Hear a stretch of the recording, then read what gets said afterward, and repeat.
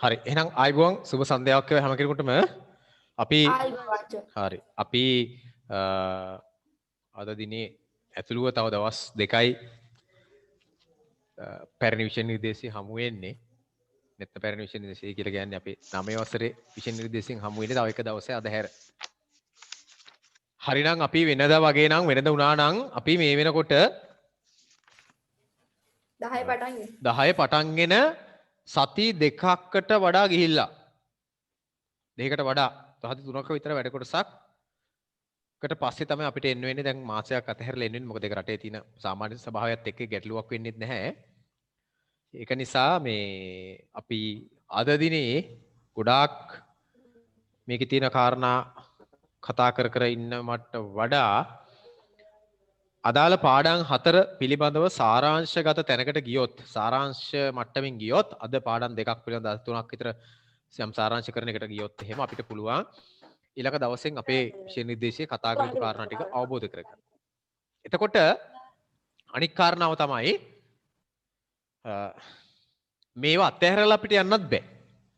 මේවා අත්හැරලා දාලා දැන් ඕක ඉවරයිනේ නම ඉවරයිනේ එහෙම යන්න බෑ. අපිට මේකේ තියෙන කාරණා ටික ප්‍රමාණාත්මකව මේ දැනුම් කොටස අපිට අවශ්‍ය කරනවා 10 වසරේ වැඩ කටයුතු සිදු කරන්න. එතකොට 10 වසරට යන්න සූදානම් වෙලා ඉන්න ඔබ මහා බලාපොරොත්තු සහිත ප්‍රධාන කඩමියකට පියමන් කරන්න බලන් ඉන්න ඔයගොල්ලෝ මම විශ්වාස කරනවා දැන් මේ සූදානමත් එක්ක මේ විෂය නිර්දේශය අවසන් කරන්න කාලය තව සතියකින් සතියක් විතරයි තව තියෙන්නේ. සතිය ඇතුළත සතියක් යනකොට අපි මේ විෂය නිර්දේශිත කාරණා ටික සම්පූර්ණ කරගෙන අවසන් කරගෙන අපි ඊළඟ සතියේ ඉඳලා ළම හිටින ඊළඟ සතියේ ඉඳලා අපි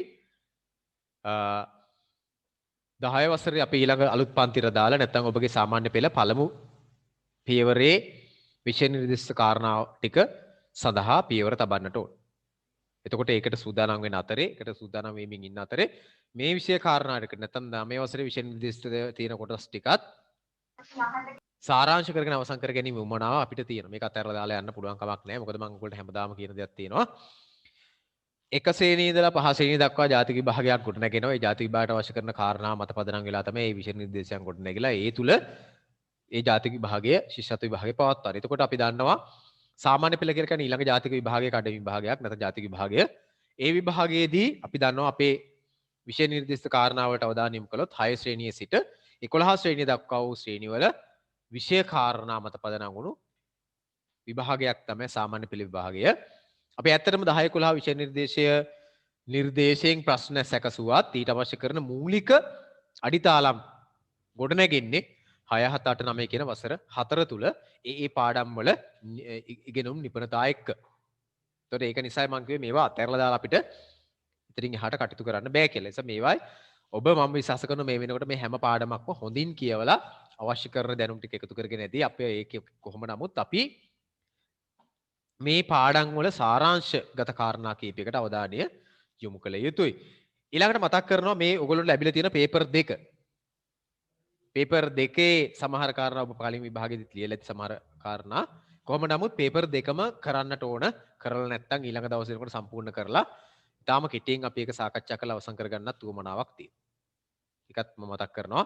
දැනට පේපර් 2ම කරපු කවුරු හරි ඉන්නවනම් පොඩ්ඩක් මයික් ඔන් කරලා කියන්න කවුද පේපර් 2 කරපු අය? 2ම කරපු අය? හරි පේපර් 2ම එහෙනම් අනිත් අය සම්පූර්ණ කරලා තියන්න. ඉදිරියට ඉතුරු කරගන්න එපා. අපි ඊළඟ දවසේ වෙනකොට ඒක සම්පූර්ණ කරලා අපේ විෂය නිර්දේශයේ අවශ්‍ය කරන ප්‍රමාණාත්මක කාරණා ටික සාකච්ඡා කරලා නිමාවටපත් කරගන්න පුළුවන්. ඒක නිසා ඒක එහෙම කරන්න. අපි ගියොත් එහෙම අපිට ඉතිරි වෙලා තියෙන පාඩම් 17 වෙනි පාඩම 18 සහ 19 20 කියන පාඩම් හතරෙන් අපි ගිය සතියේ 19 පාඩම පිළිබඳව යම් කාරණා ටිකක් සාකච්ඡා කළා. එතකොට ඒකේ අපි හඳුනාගත්තා සාහිත්‍ය රසවින්දනය සහ විචාරයට අවශ්‍ය කරන කාරණා මොනවද කියන ශේෂ්ත්‍රයට තමයි අපගේ අවධානය යොමු වුණේ. විශේෂයෙන්ම නිබන්ධනයේ අපි නව නළු රස පිළිබඳව සාකච්ඡාවක් කළා. හැබැයි දරුවනේ මට ඒකේ සටහන නම් දෙන්න කාලය මදි. එහෙම නැත්නම් ඒකට උදාහරණ දක්වා ගන්න කාලය මදි. කොහොම නමුත් අපි ওই කාරණා ওই ටික ඊටත් වඩා පුළුල්ව විස්තරාත්මකව නිර්වචන සහ උදාහරණ වලින් සමන්විතව 10 වසරේදී විශේෂයෙන්ම අපේ සිංහල විෂයේ තුන්වෙනි ප්‍රශ්න පත්‍රය වන සාහිත්‍ය විෂයට අදාළ ප්‍රශ්න පත්‍රය තුලත් නැත්නම් සාහිත්‍ය විෂය නිර්දේශය තුලත් ඊට අමතරව සිංහල සාහිත්‍ය රසාස්වාදය කියන කාණ්ඩ විෂයට ඉගෙන ගන්න අයටත් වෙනම සාකච්ඡා කරනවා. ඒක නිසා අපි යම් ප්‍රමාණාත්මක කොටසක් කතා කරා. නමුත් සටහන සම්පූර්ණ කරන්න කාලය ගැනීමේ ගැටලුවක් තියෙනවා. ඒ නිසා අපි බලමු ඉස්සරහදී තව පැහැදිලි කරන්න අවශ්‍ය කාරණා තුනත් පැහැදිලි කරගමු. මේ සත් දෙක ඇතුළත කොහොම නමුත් අපි ඒ කාරණා 10 වසරේ අඩුපාඩු රහිතව 10 වසරේදී අපි ඒ ටික සම්පූර්ණ කරගන්න කටයුතු කරන්න ඕනේ කියන එක මතක් කරගන්න. ඒ වගේම අපි ගිය සතියේ සාකච්ඡා කළ ඒ වගේම තව දෙයක් කියන්නද ඔයගොල්ලන්ට දීලා තියෙන පේපර් ටියුට් 4ෙම නිබන්ධන 4ෙම ඇත්තම කතාවකුත් ওই නිබන්ධන 4 කරන්න බෑ මාස එකහමාරක්වත් නැතුව සර්ව සම්පූර්ණ සාකච්ඡා කළොත්. ඉතින් අපි නිබන්ධනවල තියෙන කාරණා ඔබට පුළුවන් ප්‍රමාණයෙන් සම්පූර්ණ කරන්න හිස්තැන් තියන්න නැතුව සම්පූර්ණ කරන්න උපරිම උත්සාහ කරන්න. ගැටලු සාකච්ඡා තිබුණොත් අහන්න. නමුත් මම බලාපොරොත්තු වෙන්නේ මේ සත් දෙක තුල නිබන්ධනවල තියෙන කාරණාව තමයි යැපෙමින් කටයුතු කරන්න. ප්‍රධාන වශයෙන් අපගේ අවධානය යොමු කරගමු අපි අදාළ පාඩම් වලට. එතකොට අපිට ඉතිරිලා තියෙන 17 වෙනි පාඩම ගත්තොත් අභ්‍යවකාශ තාක්ෂණය කියන පාඩම. ඒ වගේම අපි ගත්තොත් එහෙම කියන්න ඉස්කෝලෙන් අච්චු පොත් බාරගත්තනේ. ඒක තමයි නිබන්ධන ඔබට ලැබිලා තියෙන නිසා මේ කියන පාඩම් පිළිබඳ සාරාංශයක් විතරයි අද කතා කරන්නේ මම. ඉතින් එහා මොනවත් කතා කරන්නේ නැහැ. ඔයගොල්ලෝ පාඩම් කරලා තියෙන ඔයගොල්ලෝ මතක් කරගෙන ඉතින් මේ මතක් කරගන්නපු දේවල් පාඩම් කරපු දේවල් නැවත සිහි ගන්නවගෙන මේ පාඩම් 4 තාම ඉක්මනින් කතා කරලා අවසන් කරනවා.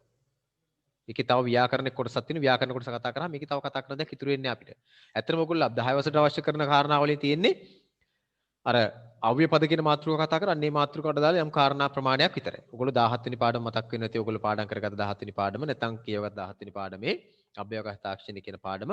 ඊළඟට ගත්තොත් 18 වෙනි පාඩමේ අපේ ජීවිතේට වැදගත් වෙන අපේ ජීවිතය හැඩගස්සන්න අවශ්‍ය කරන සාර ධර්ම ටිකක් එක පාඩමටම අදාළ කරගන්න එපා දරුවනේ. කියන්නේ ඒ මේ 17 වෙනි පාඩමේ බිත්ති පුවත්පතක ව්‍යුහණය නිබන්ධනයේ ඇති අභ්‍යාසයක්. ඒක මේ විභාගෙට එන්නේ නැහනේ. නෑ විභාගෙට එන්නේ නෑ. දැන් ඔයගොල්ලෝ ඇත්තටම විභාග ගැන හිතන්නවත් එපා 9 ශ්‍රේණියට දාලා විභාගයක් පිළිබඳව. ඒක මතක තබා ගන්න. නමුත් අර අපිට මේක අතහැරලා යන්න බැරි නිසා තමයි ඔයගොල්ලෝ පේපර් දෙකක් දීලා තින්නේ. පේපර් දෙක කරලා අවසන් කරන්න. අද වෙලා තිබුණොත් අපි එක පේපර් එකක් බලමු.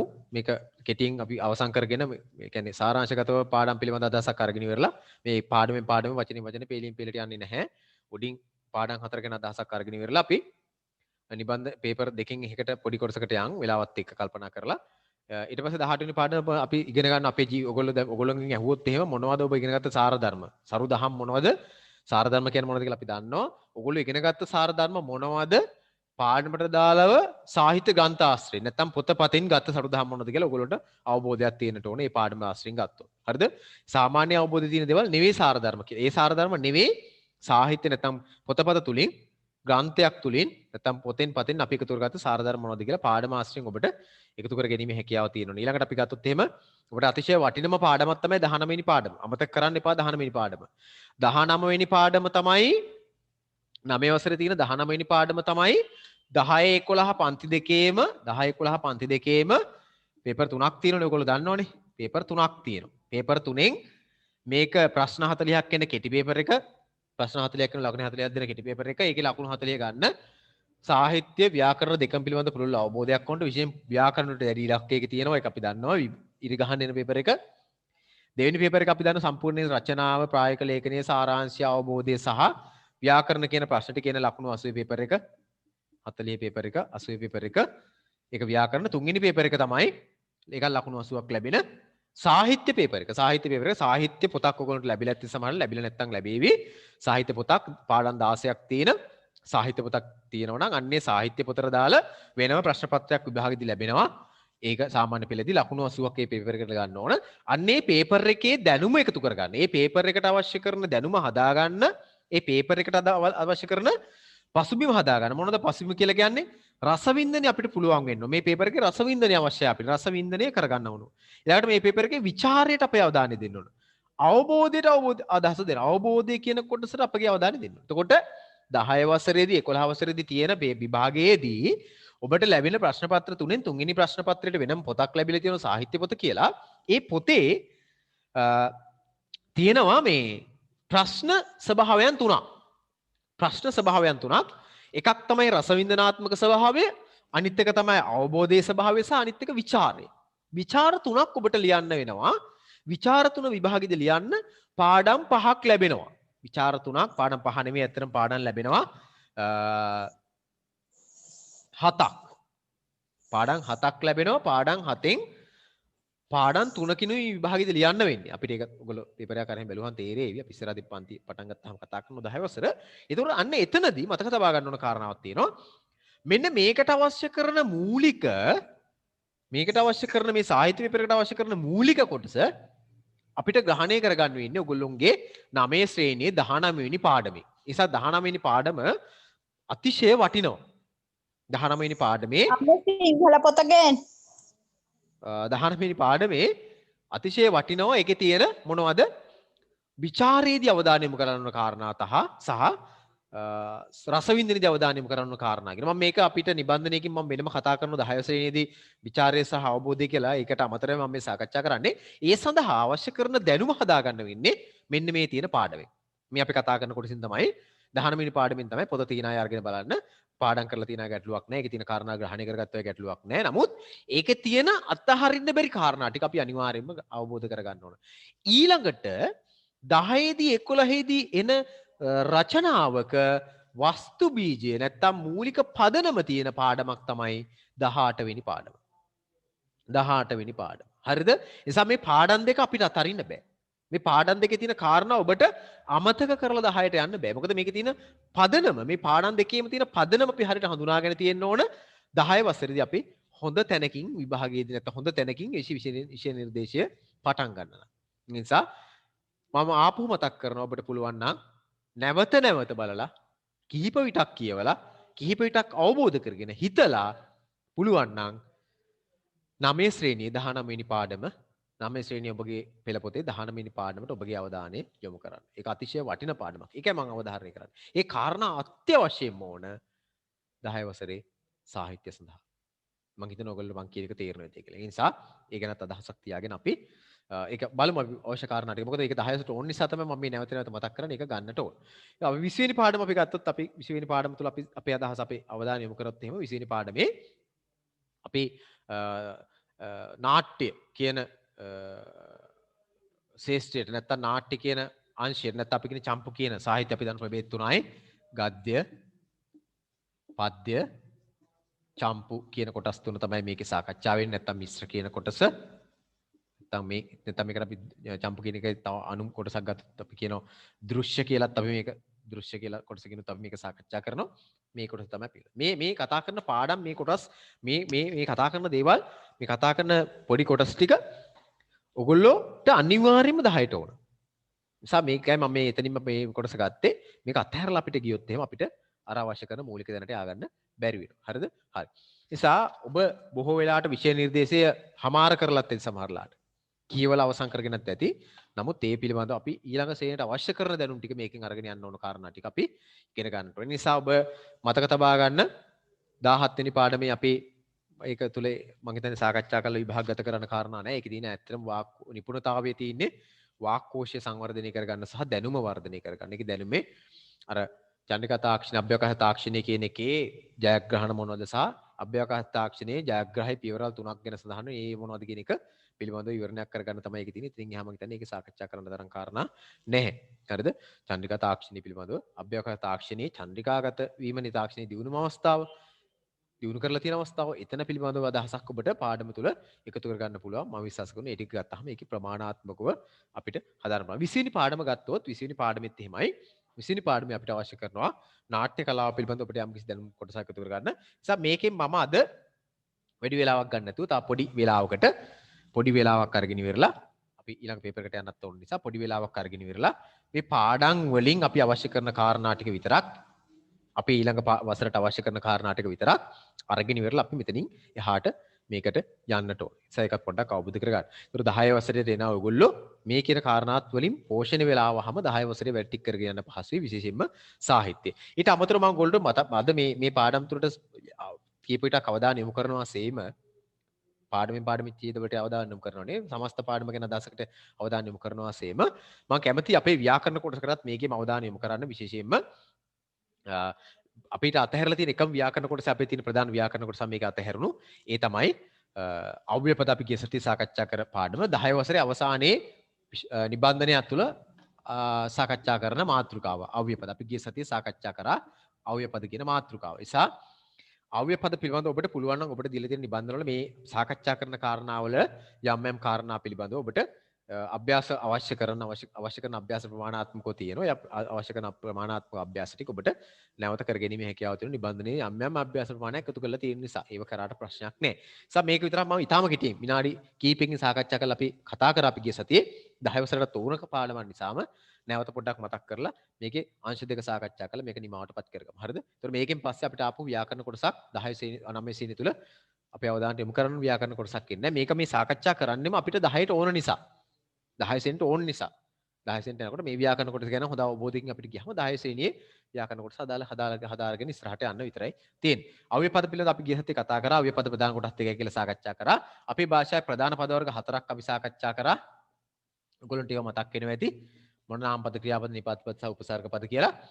ඒකෙන් නාමපද ක්‍රියාපද කියන කොටස් දෙක ව්‍යය පද කියලා අපි සාකච්ඡා කරගත්තා ගිය සතියේ. මේක දරුවෝ මතක තබා ගන්න සාමාන්‍ය පෙළ දක්වාම ඕන. හරිද? 3 4 නැත්තම් නිපාත පද සහ උපසර්ග කියන පද වර්ග දෙක අපි දැක්කා අව්‍ය පද කියන කොටසට අයිති වෙන බව. ඕක අපි ගිය සතියේ සාකච්ඡා කරගත්තා. ව්‍යය පද නැත්තම් වෙනස් වන පද නැත්තම් වර්ණ නැගෙන පද කියලා අපි මේවට කිව්වා. වර්ණ නැගෙන නැත්තම් වර්ණ නැගෙන එහෙම නැත්තම් වෙනස් වන පද කියලා මේවා අපි සාකච්ඡා කරා. අපි දැක්කා පද 4ක් අරගෙන අපි ඉවරලා උදාහරණ විදිහට ගත්තොත් පද 4ක් අපි ගොවියෝ වගේ පදයක් ගොවියෝ ඊළඟට කොටති වගේ පදයක් අරගෙන ඊළඟට විසින් සහ උප වගේ මෙන්න මේ වගේ උපසර්ග පදයක් අරගෙන ඉවරලා මේවායේ ලක්ෂණ අනුව අපි මේක දෙකට බෙදුවයි කියලා සාකච්ඡා කරා ගිය සතියේ. දැන් මේ දැනුම මේ එකතුරගත දැනුම් කොටස මේක අදින් අවසන් කරගන්න බෑ ඔයගොල්ලන්ට. දිගටම ඕන සාමාන්‍ය පෙළ දක්වාම ඕන. සාමාන්‍ය පෙළ දක්වාම ඒක නිසා මේ විෂය නිර්දේශ නිමාව වීමත් එක්ක මෙතනින් ඕක ඉවරයි කියන අදහසකට අපිට කිසිසේත්ම යන්න බෑ. ඒකත් අවබෝධ කරගන්න. ඒ අනුව අපි දැක්කා ගොවියෝ කොටති වගේ මේ ක්‍රියාපද නාමපද සහ ක්‍රියාපද දෙකේම යම් වර්ණැකීම් කරන්න පුළුවන්. ගොවියෝ කියන එක අපිට පුළුවන් ගොවියා කියලා ඒක වචන කරන්න පුළුවන්. කොටති කියන එක කොටයි කියලා ඒක වචන කරන්න පුළුවන් නේද? ගොවියෝ කියන ගොවියෙක් කියලා ගොවියෙක් කියලා අනියමාර්ථ කරන්න පුළුවන්. ගොවියෙක් කියලා අනුක්ත කරන්න පුළුවන්. ගොවියෙක් කියලා උක්ත කරන්න එහෙම වර්ග කරන්න පුළුවන්. වර්ණ ගන්න පුළුවන්. ඒක නිසා ඒක වෙනස් වෙනවා. නැත්තම් වර්ණ නැගිනවා. කොටති කියන එකත් එහෙමයි. කොටයි කියලා ඒක වචන කරන්න පුළුවන්. කෙටුවේ කියලා අතීත කාලෙන් ලියන්න පුළුවන්. කොටන්නේ කියලා අනාගත කාලෙන් ලියන්න පුළුවන්. වර්ණ ගන්න පුළුවන්. වර්ග කරන්න පුළුවන්. වර්ණ නැගීම කරන්න පුළුවන්. ඒ නිසා අපි ඒවට කො වෙනස් වෙන පදේවත් වර්ණ නැගින පද නැත්තම් ව්‍යය පද කියලා. ඔක සාකච්ඡා කරා. ඊළඟට අපි දැක්කා විසින් සහ උප කියන පදය ඊළඟට නිර් කියන පදය ගොඩක් තියෙනවා මං කිව්වා 30 ගණනක් තියෙයි කියලා. නිර් කියන පදය ඊළඟට දුර් කියන පදය ආ කියන පදය ප්‍ර කියන වගේ මෙන්න මේ උපසර්ග. මේ තියෙන උපසර්ග මෙන්න මේ වෙනි පද සහ විසින් සහ සම කැට්ටුව එක්ක වගේ පද අද හෙට ඊයේ පිටිපසුව පැසළු ආදී පද නේද? තෙක් දක්වා තුරු පටන් වැනි පද ඊළඟට සහ සම ඔය වගේ වචන. හෝ නොහොත් වගේ වචන ඇත නැත වගේ වචන ඒ ඔක්කොම අපි ගත්තා අපි ඒව දැක්කා ඒවා වර්ණ ගන්න බැරි පද. ඒ කියන්නේ විසින් වගේ අරවත් වර්ණ ගන්න බෑ. නිපාත පද වර්ණ ගන්න බෑ. ඒ කියන්නේ මොකක්ද? ඒක වචන බහුවචන කරන්න බෑ. උක්තනුක්ත කරන්න බෑ.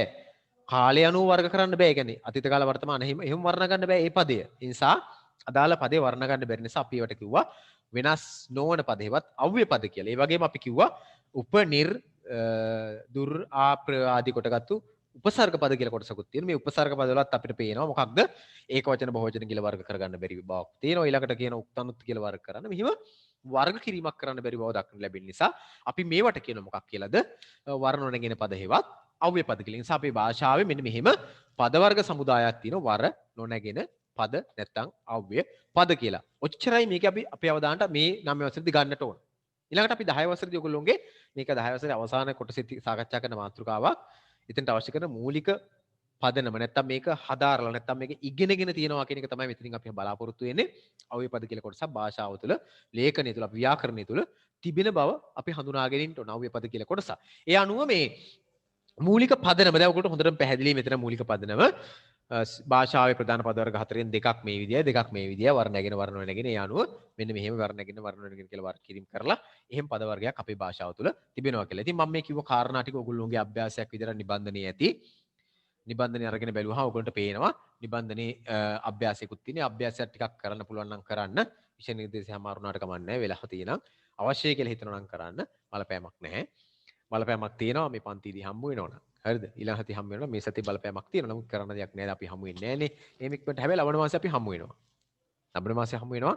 එතකොට හිතන්න එපා මේ මාසේ කරපු දේවල් අපේ ලබන සති ගෑල් ඉවරලා ඔක එකතැනම මේ වෙනවා කියලා. එහෙම කරන්නේ නැහැ.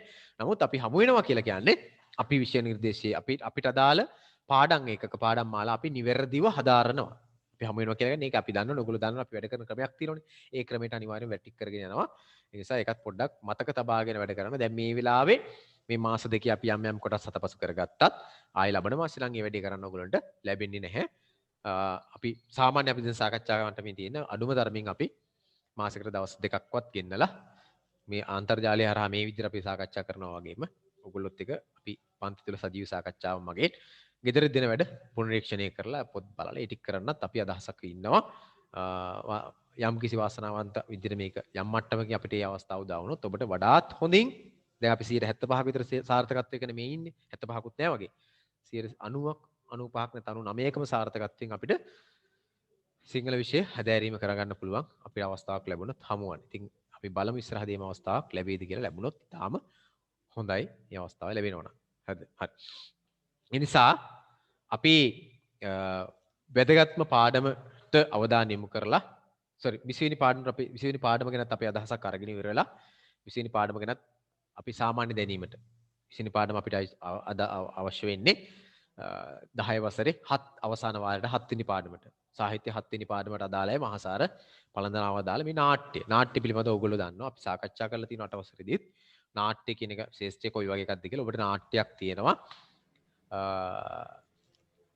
10 ශ්‍රේණියේ සාහිත්‍ය පොතේ වෙනම නාට්‍යයක් වලට තියෙන හදාරන්න සාමාන්‍ය පෙළ දක්වාම තියෙන නාට්‍යයක් තියෙනවා සිංහබාහු නාට්‍ය. අපි මේ ඒකේ ප්‍රවේශය තමයි මේ 9 වසරේදී ගන්නෙ. නාට්‍ය කලාවේ ප්‍රවේශය 8 වසරේදී යම් ප්‍රමාණයක් අපි ඉගෙන ගත්තා. ඔබට මතකයිද 8 වසරේදී 17 වෙනි පාඩමේ අපි සාකච්ඡා කළ අර රාස නාට්‍ය පරාස නාට්‍ය පරාස නාට්‍ය සාකච්ඡා කරා. ඒ පරාස නාට්‍ය තුල අපි දැක්කා ඒ තුල අපි හඳුනාගත්තා. ඒක තවදුරටත් ඒ දැනුම තවදුරටත් පුළුල් කරගෙන අපි 20 වෙනි පාඩමේ 9 වෙනි ශ්‍රේණියේදී නාට්‍ය පිළිබඳව තව තවත් එහාට හැදෑරීමක් කරනවා. නාට්‍ය කලාව හඳුනාගෙන නාට්‍ය කලාවේ මොනවද සාකච්ඡා කරන්න කියන එක ගැන තවදුරටත් හැදෑරීමක් කරගන්න තමයි මේ පාඩම එකතු කරලා තියෙන්නේ. මේ පාඩම අවශ්‍ය කරනවා 10 වසරට. පාඩමේ අන්තර්ගතය නෙමෙයි අවශ්‍ය කරන්නේ. පාඩමේ අන්තර්ගතය තුලින් එහාට ගිහිල්ලා පාඩමේ අපි කියනනේ මේකේ සාමාන්‍යයෙන් පාඩම කිව්වහම මතක් වෙන දෙයක් තියෙනනේ.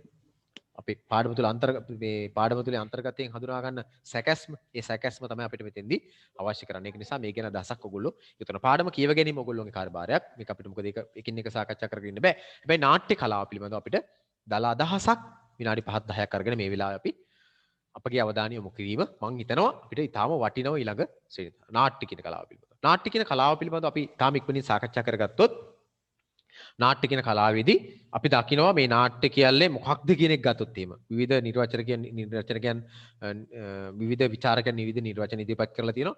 ඇරිස්ටෝටල්ගේ සිට නේද විලියම් ෂේක්ස්පියර් කියලා කියන්නේ ශ්‍රේෂ්ඨ නාට්‍යකරුවෙක්. ඇරිස්ටෝටල් කියලා කියන්නේ අපේ පුරාණ දාර්ශනිකයෙක්. ඔහුගේ ඉඳලා නාට්‍ය කියන කලාව පිළිබඳව නිර්වචන ඉදිරිපත් කරලා තියෙනවා. අපිට මේ නාට්‍ය කියන්නේ මොකක්ද කියලා නිර්වචනයක් නිශ්චිත එකක් හඳුනා ගන්න ලැබෙන්නේ අපි 10 වසරේත් මේ විදිහට කතා කරගමු. නිර්වචනයක් අපිට දක්න ලැබෙන්නේ. නමුත් නාට්‍ය කලාව කියන්නේ මොකක්ද කියලා අපිට පසුබිමක් හදාගැනීමේ සැකැස්මක් හදාගැනීමේ හැකියාව තියෙන නිර්වචකයන්ගේ නිර්වචන තුලින් නාට්‍ය කලාව පිළිබඳ ආධාරණයගේ නිර්වචන තුලින්. උදාහරණයක් විදිහට ගත්තොත් එහෙම නාට්‍ය කලාව කියලා කියන්නේ අපි දන්නවා මේ නාට්‍ය කලාව කියලා කියන්නේ ඇරිස්ටෝටල් කියනවා කිසියම් දෙයක් අනුකරණය කරනවට. නාට්‍ය කියලා කියන්නේ කිසියම් දෙයක් අනුකරණය කියලා.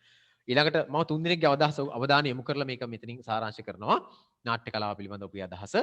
නාට්‍ය කියන්නේ මොකක්ද කියන එක සම්බන්ධයෙන්. නාට්‍ය යන කුමක්ද කියන එක සම්බන්ධයෙන් රචකයන් තුන් දිනකගේ නිර්මාණකරු තුන් දිනකගේ අදහස ඔයගොල්ලන්ට එකතු කරනවා. එක්කෙනෙක් තමයි ඇරිස්ටෝටල්. ඔයගොල්ලෝ අහලා තියෙන ඇරිස්ටෝටල් කියන පුරාණ ග්‍රීක දාර්ශනිකයෙක් ඇරිස්ටෝටල් කියලා කියන්නේ පෞරාණික දාර්ශනිකයෙක්.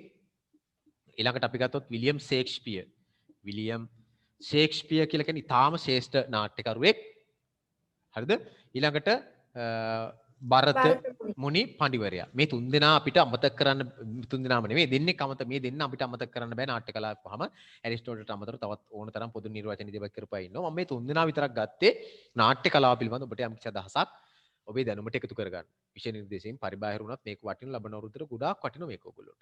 එතකොට නාට්‍ය කියන්නේ මොකක්ද කියලා වර්තමානයේ පිළිගන්න නිර්වචනය තමයි මෙන්න මේ භරතමුනි පඬිවරයා ඔයගොල්ලොත් අහලා තියෙන මොකක්ද ඉදිරිපත් කරා නාට්‍ය කියලා කියන්නේ සතර අභිනයෙන්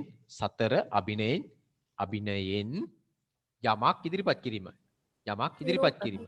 සතර අභිනයෙන් යමක් ඉදිරිපත් කිරීම තමයි නාට්‍ය කියලා කියන්නේ. භරතමුනි මේක තමයි වර්තමානයේ පොදු පිළිගැනීම. සතර අභිනයෙන් යමක් ඉදිරිපත් කරනවා. කියන්නේ නාට්‍ය කියලා කියන එකට කෙටි වචනේ කෙටියෙන් අපි කොහොම නාට්‍ය කියලා කියන්නේ මොකක්ද කියලා අපි කියන්නේ අභිනය පෑමක් කියලා. අභිනය පෑම. එහෙම නැත්නම් අභිනය දැක්වීම. අභිනය පෑම එහෙම නැත්නම් අභිනය දැක්වීම. අභිනය දැක්වීම. නාට්‍ය කියලා කියන්නේ එහෙම එකක්. එතකොට මේ පුළුල්ව ගියොත් ඒ නිර්වචනේ පොදුවේ වර්තමානයේ පිළිගන්න පුළුල් නිර්වචනේ තමයි නාට්‍ය කියලා කියන්නේ සතර අභිනයෙන් යමක් ඉදිරිපත් කරන එකට. සතර අභිනයෙන් ඉදිරිපත් කරනවා. අභිනය පානවා. ඒක ඇත්තම නෙවෙයි. නමුත් ඇත්තයි හැඟෙන විදිහට ඉදිරිපත් කිරීමක් කරනවා. ඒ ඉදිරිපත් කිරීම කරනකොට මෙන්න මේ හතරෙන් තමයි මේ වැඩේ කරන්න ඕන. මේ හතරම සර්ව සම්පූර්ණව හොඳට මනාව සංකලන වුණාම තමයි හොඳ සජීවී ඒ වගේම මිනිසුන්ට වඩාත් සමීප වන රසවත් නාට්‍යයක් ඉදිරිපත් වෙන. ඒ නිසා ඔබ මේ හතර මොනවද කියලා දන්නවා. මම ඒක වයිත් විස්තර කරන්නේ නැහැ. මොනවද? එකපාරක් කියමු බලන්න. වාචික අභිනය, ආංගික අභිනය, සාත්වික අභිනය සහ ආහාර අභිනය කියලා තියෙනවා. ඕක ඕගොල්ලන්ට ඊළඟ අවුරුද්දටත් ඕන. ඒ කියන්නේ මතක තියාබා ගන්න කියලා මම කියනවා. මේ හතරෙන් යමක් ඉදිරිපත් කරනවා නම් අපි ඒකට කියන මොකක් කියලාද? නාට්‍ය කලාව කියලා. ඔන්න මතක තබා ගන්න ඕගොල්ලෝගේ සාමාන්‍ය දැනීමට. සතර අභිනය යමක් ඉදිරිපත් කිරීම තමයි නාට්‍ය කියලා කියන්නේ. සතර අභිනය. ඒක තමයි වර්තමානයේ පොදුවේ පිළිගන්න නිර්වචනය. වර්තමානයේ සාමාන්‍ය නාට්‍ය කියලා. අපි දැඩි ලෙස විශ්වාස කරන නැත්නම් සාහිත්‍ය කලාව තුළ නාට්‍ය කලාව තුළ දැඩි විශ්වාස කරන භරතමුනි පඬිවරයාගේ මේ නිර්වචනය තමයි වඩාත්ම වර්තමානයේ තුළ කවුරුත් ග්‍රහණය කරගන්න ප්‍රධාන වැදගත් නිර්වචනය වෙන්නේ. ඊට අමතරව මම කැමති නාට්‍යකේ දැන් මේ නාට්‍ය ඉදිරිපත් කරන ස්වභාවය ගැන මෙයා ඉදිරිපත් කරන්නේ. ඒ නාට්‍ය කියලා කියන්නේ මේ තියෙන්නේ විලියම් ෂේක්ස්පියර්. ශ්‍රේෂ්ඨ නාට්‍යවේදියෙක් විලියම් ෂේක්ස්පියර් කියලා කියන්නේ විලියම් ෂේක්ස්පියර් නාට්‍ය කියන්නේ මොකක්ද කියලා හඳුනා ගන්න අවශ්‍ය කරන පසුබිමට අදාළ නිර්වචනයක් ඉදිරිපත් කරනවා. මතක තබා ගන්නකොට වටිනවා. අමාරු නෑ. ලේසි දෙකක් මම මේ අරන් තියෙනවා. තව ගොඩාක් දිග නිර්වචන තියෙනවා. මම ඒව ගත්තේ නෑ. ඒකට මේක වඩාත් පහසුවෙන් අවබෝධ කරගන්න පුළුවන් කෙටි නිර්වචනයක් ගත්තේ. එකක් තමයි විලියම් ෂේක්ස්පියර් කියනවා නාට්‍ය කියලා කියන්නේ මේ බලන්න සමාජයට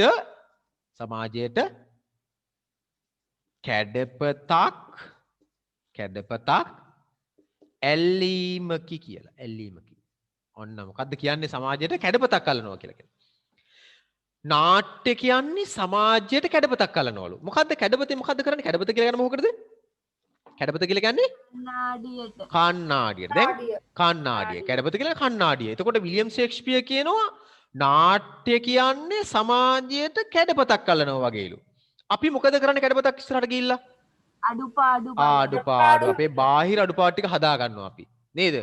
බාහිර අඩුපාඩු ටික හදා ගන්නවා අනිත් ඒවා හදා ගන්න අමාරුයි මොකද මානසික ස්වභාවය ගැඩපත ඉස්සරෙන් හදා ගන්න බෑ. උත්සාහ කරා එතෙන්දි පොඩ්ඩක් ගිහලා අනේ මං hina වෙනවද දන්නේ නැහැ හැම වෙලාවෙම කියලා නිකන් පොඩ්ඩක් hina වෙන්න උත්සාහ කරලා මං hina වෙනකොට පොඩ්ඩක් ලස්සනද කියලා බලන්න. එහෙම එකක් කරනවා ඇති. නමුත් අභ්‍යන්තර අර මානසික අඩුපාඩු හදා ගන්න බෑ ඒකෙන්. ඒක තමයි පොඩි වෙනසකට තියෙන්නේ. නමුත් සමාජයට කැඩපතක් කළා මුළු සමාජයටම පෙන්නලා දෙනවා තමන්ගේ අඩුපාඩු මොකද්ද කියලා. නේද? අපි කන්නඩයක් ඉස්සරහා ගිහිල්ලා නේද කොණ්ඩේ හදනවා නේද? කවුඩ ටික දෑමේ ටික හරිද කියලා බලනවා නේද? එන එහෙම බලනවා. ඒ අඩුපාඩුනේ හදාගෙන ඇඳුම හරියට තියෙද නේද? හතර පැත්තට හැරලා මේ මෙහෙම කරලා ඕ බලනවනේ අපි කැඩපතක් ඉස්සරහා ගිහිල්ලා. දැන් මේ නාට්‍ය කියලා කියන්නේ එහෙම එකක් කියලා තමයි විලියම් ෂේක්ස්පියර් කියන්නේ. කියන්නේ නාට්‍ය ඉදිරිපත් කරනවා නාට්‍ය ඉදිරිපත් කරනකොට ඒක ඉස්සරහා ඉන්නවා සමාජයක්. කවුද සමාජය කියලා මෙතන සලකන්නේ? සමාජය කියලා සලකන්නේ නාට්‍ය බලන පිරිස. ප්‍රේක්ෂකයෝ. ප්‍රේක්ෂක පිරිස තමයි නාට්‍ය බලන සමාජය කියලා සලකන්නේ. ඒගොල්ලෝ ඒ අය ඇවිල්ලා මොකද්ද කරන්නේ? ඒ අය නාට්‍ය දිහා බලලා ඒ අය කල්පනා කරනවා මගේ මෙහෙම එකක් මේක මෙහෙම. එහෙම වුණා නම් හොඳයි. නේද? මෙහෙම වුණා නම් හොඳයි. මෙහෙම වුණාට දැන් අර මේ අපි මේ නාට්‍ය මහාසාර ඵලදාන නාට්‍ය ගත්තත් ඒකේ අර බලන්න හරි නෑ. එහෙම වෙන්න හොඳ නෑ මං. නේද? එයා වගේ වෙන එක මට එච්චර ගැළපෙන්නේ නෑ. ඒක හොඳ කෙනෙක්ගේ ස්වභාවයක් නේ. ඒක නිසා මං එහෙම වෙන්නේ නෑ. මම මෙන්න මෙහෙම වෙනවා. නේද? කියලා අපි එයා මොකද්ද කරන්නේ? නාට්‍ය දිහා බලාගෙන අඩුපාඩු දාගන්න. මම මෙතන වැදගත්ම කාරණා දෙකක් එකතු කරන ඕගොල්ලන්ට තවදුරටත් මේක හදාර ගන්න. ඒ තමයි නාට්‍ය මෙන්න මේ වචන දෙක හැමදාටම මතක තබා ගන්න. සජීවී සජීවී සාමූහික. හොඳට මතක තියාගන්න. මොකද්ද වචන දෙක? සජීවී සාමූහික කලාවකි. කලාවකි. ඔක පොදුවේ මතක තබා ගන්න කාරණා. සජීවී සාමූහික කලාවක. මම එතෙන්ට එනවා මේ ඉතුරු නිර්වචනත් ඔකට මතක් කරලා. දැන් විලියම් ෂේක්ස්පියර් ಭಾರತ මුනි පඬිවරයෙක් වගේ හතර අභිනය යමක් ඉදිරිපත් කරන නාට්‍ය කියලා විලියම් ෂේක්ස්පියර් කියන මොකද්ද? සමාජයට කැඩපතක් කරනවා වගේ කැඩපතකින් කරන්නේ අඩුපාඩු හදාගන්න එක බාහිර අඩුපාඩු ටික. ඒ ටික හදාගන්න. හැබැයි නාට්‍ය ඊට වඩා දියුණුයි කැඩපතක් විදිහට ගත්තොත්. මොකද්ද? මොකද දියුණුව නාට්‍යයෙන් පුළුවන් පුද්ගලයාගේ අභ්‍යන්තරේ පවා අභ්‍යන්තරයේ චෛතසික මෙහෙवला යහපත් ආකල්ප වලින් යුක්ත පුද්ගලයෙක් බවට පත් කරගන්න. උදාහරණයක් විදිහට ගත්තොත් අපි හිතමු මහාසාර පළඳනාව තමයි කැඩපත. මේ මහාසාර පළඳනාව කියන නාට්‍ය නරඹන පිරිස තමයි සමාජය. එතකොට මේ සමාජයේ අය මහාසාර පළඳනාව කියන මේ සජීවී මාධ්‍ය මගින් මේක දිහා බලාගෙන ඒ බලාගෙන ඉන්න අයට මොකද කරන්නේ? මේකේ හොඳ නරක තේරුම් අරගෙන ඉවරලා කළුසුදු තේරුම් අරගෙන ඉවරලා තමන්ගේ ජීවිතය තුලින් ගොඩනගා ගන්න උත්සාහ කරනවා. මේ නාට්‍ය තුලිනුත් ඔයගොල්ලෝ බලන්න ඕන මේ නාට්‍යයේ කැඩපතක් නම් මහාසාර පළඳනාව නාට්‍ය කැඩපතක් නම් ඒ කැඩපතින් ඒ නාට්‍ය දැන් බැලුවේ නේද මම කියව ගන්න ඕනේ නාට්‍ය පිළපත කියලා කියව ගන්න ඕනේ රස විඳිනෝනේ. ඒ රස විඳීම තුළ මම මොනවද මගේ හදාගන්න අඩුපාඩු මගේ අඩුපාඩු තියද හදාගන්න නැත්තම් ඒ නාට්‍යයේ තියෙන දේවල් මයිගාව හොඳ ගුණ මයිගාවක් තියෙනව නේද කියන එක අපි තෘප්තිමත් කරගන්නවා තහවුරු කරගන්නවා නාට්‍ය බලලා. හරිද? නාට්‍ය බලලා. ඒතකොට හැම නාට්‍යයක් තුළින්ම හැම නාට්‍යයක්ම කැඩපතක් කියලා සැලකුවොත් හැම නාට්‍යයක්ම කැඩපතක් කියලා සැලකුවොත් ඒ හැම කැඩපතක් තුළින්ම අපි මොකද්ද කරන්නේ? ප්‍රේක්ෂකයා වන අපි අපේ අඩුපාඩු තියෙනම් ඒව හදා ගන්නවා. වැඩිපාඩු තියෙනම් ඒව අඩු කර ගන්නවා. සමපාතයි නම් අපි මොකද කරා කියන්නේ? ඒවා ගැන අපි තෘප්තිමත් වෙලා අපි සතුටටපත් වෙනවා. අපි හොඳ චරිතයක් මේක ඉන්නකොට මමත් එහෙමයි කියලා ඒක පිළිබඳව විවරණයක් කරගන්නවා. මැනීමක් කරගන්නවා. ඒක දිහා බලලා. එතකොට අපි මොකද්ද අපි තෘප්තිමත් නිසා නාට්‍ය කියලා ගන්නේ එහෙම එකක්. හරිද?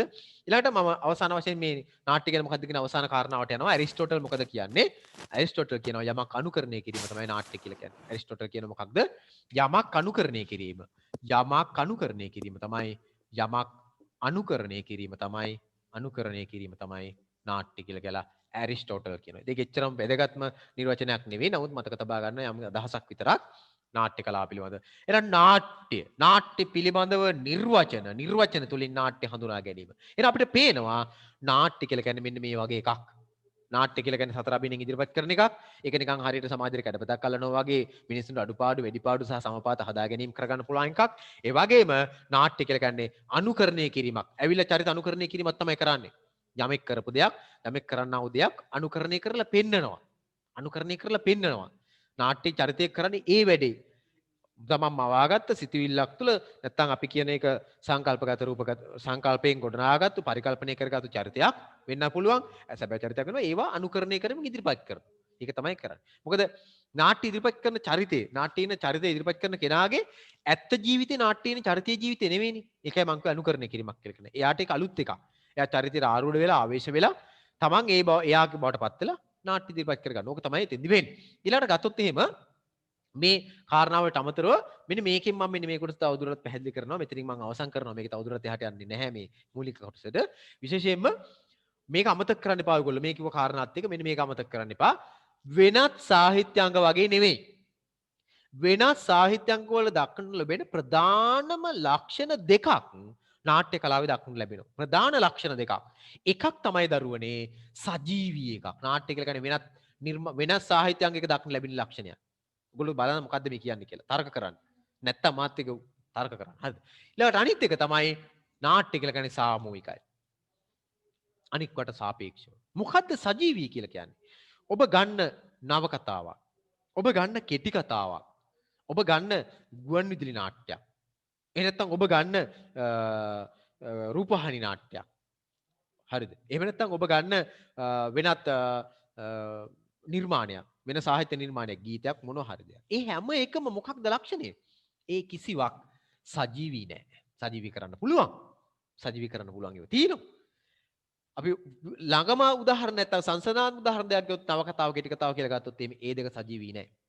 සජීවී නෑ කියලා කියන්නේ ඒක ඒ වෙලාව ඉදිරිපත් කරන එකක් නෙවෙයි. ඒක ඒ වෙලාව ඉදිරිපත් කරන එක නෙවෙයි. හැබැයි නාට්‍ය කියන කලාව, වේදිකා නාට්‍ය කියන කලාව සජීවීව ඒ තැනම ඒ විදිහට ඉදිරිපත් කිරීමක් කරනවා. ඒ වෙලාව ඉදිරිපත් කිරීමක් කරනවා. ඒ වගේම සජීවී ස්වභාවයේ තියෙන එකම නිර්මාණ වර්ගය තමයි කලා මාර්ගය තමයි නාට්‍ය කියලා කියන්නේ. ඊළඟට තමයි සාමූහිකත්වය කියලා කියන්නේ. සාමූහිකත්වය කියන එකෙන් අදහස් කරන්නේ දරුවනේ. නාට්‍ය කියන එකේදී තනියෙන් කවුරුවත් කරන වැඩක් නෙවෙයි නාට්‍ය කියලා කියන්නේ. අපි නවකතාවක් ගත්තොත්, කෙටි කතාවක් ගත්තොත් ඒ දෙක නම් මොකද වෙන්නේ? ඒ වගේ වන ගොඩක් ඕනේ තනිය රස විඳීමේ හැකියාව තියෙනවා. කෙටි කතාව නව කතාව ලියන එක්කන ඒක ලියලා අයින් වෙනවා. එතනින් එහා එයා ඒක ආයෙ අනිත් කෙනාට ඉදිරිපත් කරන්න මොකුත් කරන්න යන්නේ නැහැ. එයා ඒක පබ්ලිෂ් කරලා නිකන් ඉන්නවා. ඒක රස විඳින්න මොකද කරන්නේ? වෙන කවුරුත් අවශ්‍ය කරන්නේ නැහැ. එයා තනියෙන් ඊළඟේ රස විඳින්න කෙනාට ප්‍රේක්ෂකයාට තනියෙන් රස විඳින්න කෙනෙක් හැකියාව තියෙනවා. සාමිකත්වයක් නැහැ. හැබැයි නාට්‍ය ගත්තාම නාට්‍ය රස විඳීමේදී නාට්‍යයක් නිර්මාණය කරනකොට වෙන කලා මාධ්‍යයන් වගේ නෙවෙයි. ඒකට විශාල පිරිසක් දායකත්වය දක්වනවා. සාමූහිකව කරන්න ඕන වැඩක්. ඒකේ ඉන්න පිටපත් රචකයෙක් ඉන්නවා, අධ්‍යක්ෂවරයෙක් ඉන්නවා, නිෂ්පාදකවරයෙක් ඉන්නවා. ඒ වෙන පෙළ කියවන වෙනම ඉන්නවා. ගීත ගායනා කරන පිරිස වෙනම ඉන්නවා. වාද්‍ය වෘන්දයක් වෙනම ඉන්නවා. නළු නිළිය වෙනම ඉන්නවා. මේ ඔක්කොම එකතු වෙන්නට ඕන. මේ ඔක්කොම එකතු නොවුනොත් නාට්‍යයක් බිහි වෙන්නේ නැහැ. නිසා සාමූහිකව කරන වැඩක්.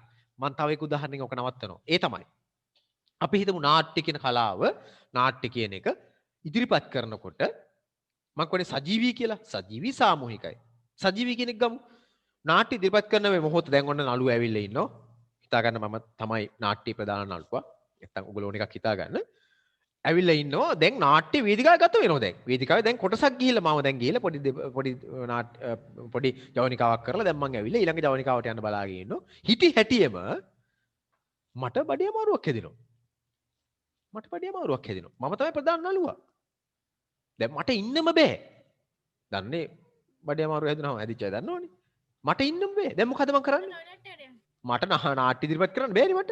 මට මෙතනින් ඉවත් වෙලා යන්න වෙනවා. නේද? මට මෙතනින් ඉවත් වෙලා යන්න මොකද මට වැඩ කරන්න බැරි නිසා. දැන් මොකද වෙන්නේ? නාට්‍ය එතනින් එහාට ක්‍රියාත්මක වෙන්නේ නැහැ. නාට්‍ය එතනින් එහාට ක්‍රියාත්මක වෙන්නේ නැහැ. ඒකයි මං කිව්වේ නාට්‍ය සජීවී එකක්. ඔකට විවිධ උත්තර හදාගෙන තියෙන සමහර වෙලාවට සමහර නාට්‍යවල ප්‍රධාන නළුව දෙන්න පුහුණු කිරීම කරන අවස්ථා තියෙනවා. නමුත් ඒක දෙන්නෙක් එකපාරගෙන හින් නාට්‍යයක් ඉදිරිපත් කරන්න බෑනේ. ඔයත් මෙයාට මොන හරි නොත් ඔයා ඉදිරිපත් කරන්න එහෙම බෑ. ඒකට විවිධ විකල්ප අනුගමනය කරන නමුත් අපි මම මේ කියන කාරණාව මතක තබා ගන්න. නාට්‍ය ඉදිරිපත් කරන ප්‍රධාන නළුව හෝ නිළිය හෝ අවශේෂ චරිතයක් හෝ ඒ මොහොතේ වන්නා වූ අපි මග යද්දී මගෙන් එන මගේ එනකොට වෙන මොකක් හරි ව්‍යසනයක් කළා එන්න වෙන්නේ නැහැ. නාට්‍ය බලන කොච්චර ප්‍රේක්ෂකයෝ ඇවිල්ලා හිටියත් නාට්‍ය ඉදිරිපත් කරන්න බෑ. තවදුරටත් පැහැදිලි කරනවා නම් ප්‍රේක්ෂකයෝ පිරලා ඉන්නවා ප්‍රේක්ෂකාගාරේ. හැබැයි නාට්‍ය ඉදිරිපත් කරන අයගෙන් දෙන්නේ තුන් දෙනෙක් අඩුයි. දැන් නාට්‍ය ඉදිරිපත් කරන්න බෑ. එහෙම නැත්තම් සියලුම සාමූහික සියලු දෙනා ඇවිල්ලා පාත් ඔක්කොම නළුනිලු සේරම ඇවිල්ලා නාට්‍ය ඉදිරිපත් කරන ඔක්කොම කරලා තියෙන්නේ. බලාගෙන ගියන් පස්සේ ප්‍රේක්ෂකාගාරේ හිස්ම හිස්. එහෙනම් නාට්‍ය ඉදිරිපත් කරන්න බෑ. අන්න ඒකයි මං කිව්වේ මේ වචන දෙක වැදගත් නාට්‍ය කලාවට සජීවී සාමූහික කලාවක් තමයි නාට්‍ය කලාව. මම ඔයිට වඩා ඔක පැහැදිලි කරන්න යන්නේ. ඒක තමයි ඔයගොල්ලෝ මතක තබා ගන්න ඕන. නිසා මෙන්න මේකට අපගේ අවධානය යොමු කරන්න නාට්‍ය කියලා කියන සජීවී සාමූහික කලාවක් කියන එක හොඳට අවබෝධ කරගන්න. හරිද? හරි. එහෙනම් ඔය තුල ඉඳගෙන මේ කිව්ව කාරණා තුල ඉඳගෙන මොනවද? මේ නාට්‍යයක් අනුකරණය කිරීමක් කරනවා. නාට්‍ය කියලා කියන සමාජයේ කැඩපතක් කලනවා වගේ නාට්‍යයක් ඉදිරියට සතර අභිනයෙන් කියන කාරණාවත් මතක තබාගෙන ඒව මත ඉඳගෙන තමයි මේ කවුද මහාසාර පළඳනව නාට්‍ය ඔබගේ අවධානයට යොමු කළ යුතු වන්නේ ඔබ රස විඳ යුතු වන්නේ කියව ගන්න බලන්න. හරිද? හරි. ඊළඟට ওই නාට්‍ය තුල තවත් අංග කීපයක් අපි හඳුනාගත්තොත් එහෙම නාට්‍යයක අපි දන්නවා නාට්‍ය පිටුපතක් ගත්තාම නාට්‍ය පිටුපතේ විවිධ චරිත තියෙනවා. ඒ චරිත වලට ඉස්සරහින් දෙබස් තියෙනවා. දෙබස් වල සමහර තැන් වල වරහන් ඇතුලේ යම් ඉදිරිපත් කිරීම කරනවා. ඒවට නෝගොල්ලෝ නම දන්නවා. මොකද්ද ඒවට කියන්නේ? වරහන් ඇතුලේ තියෙන කොටස් වල මොකද්ද කියන්නේ? නාට්‍ය පිටපතක වරහන් ඇතුලේ දෙබස් තියෙනවනේ. දෙබස් නෙවෙයි. වරහන්ට විස්තර කිරීම තියෙනවනේ. චරිත වලට අදාළව. මොනවද ඒවට කියන්නේ? මතක් කරන්න ඉක්මන් කළා. ඒවට අපි කියනවා මොනවද කියලාද? ඒවට අපි කියනවා රංග විධාන කියලා. රංග විධාන. රංගපෑමේදී නළුවන් හෝ නිලියන් කළ යුත්තේ මෙන්න මේ අයයි සඳහන් කරමින්. උදාහරණයක් විතර ගත්තොත් දැන් අපි හිතමු නාට්‍ය පටන් ගන්නකොට අපි දකිනවා මේ පසුබිමින් ඇහෙනවා පොඩි අපි බෙරහඬක් නැත්නම් වෙන මොකක් හඬක් පසුබිම් ගායනයක් ඇහෙනවා කියලා කියමු. ඒක මොකක් කරනවද පිටපතේ ඒක ලියනවා. පිටපතේ ලියන වරහන් ඇතුලේ පසුබිම් ගායනක් ඇසේ එවිට ප්‍රධාන නිලිය වේදිකාවට පිවිසේ. ඒක ලියනවා. ඒක දිහා බලාගෙන මොකද්ද කරන්නේ? ප්‍රධාන නිලිය ඉතින් ඒ වෙලාවට එන්න ඕන. අන්න ඒක නිසා පිටපතක දෙබස් තුල අන්තර්ගත කරලා තියෙන රංග විධාන නාට්‍ය පිටපතක ඉතාම වැදගත් කොටසක් රංග විධාන.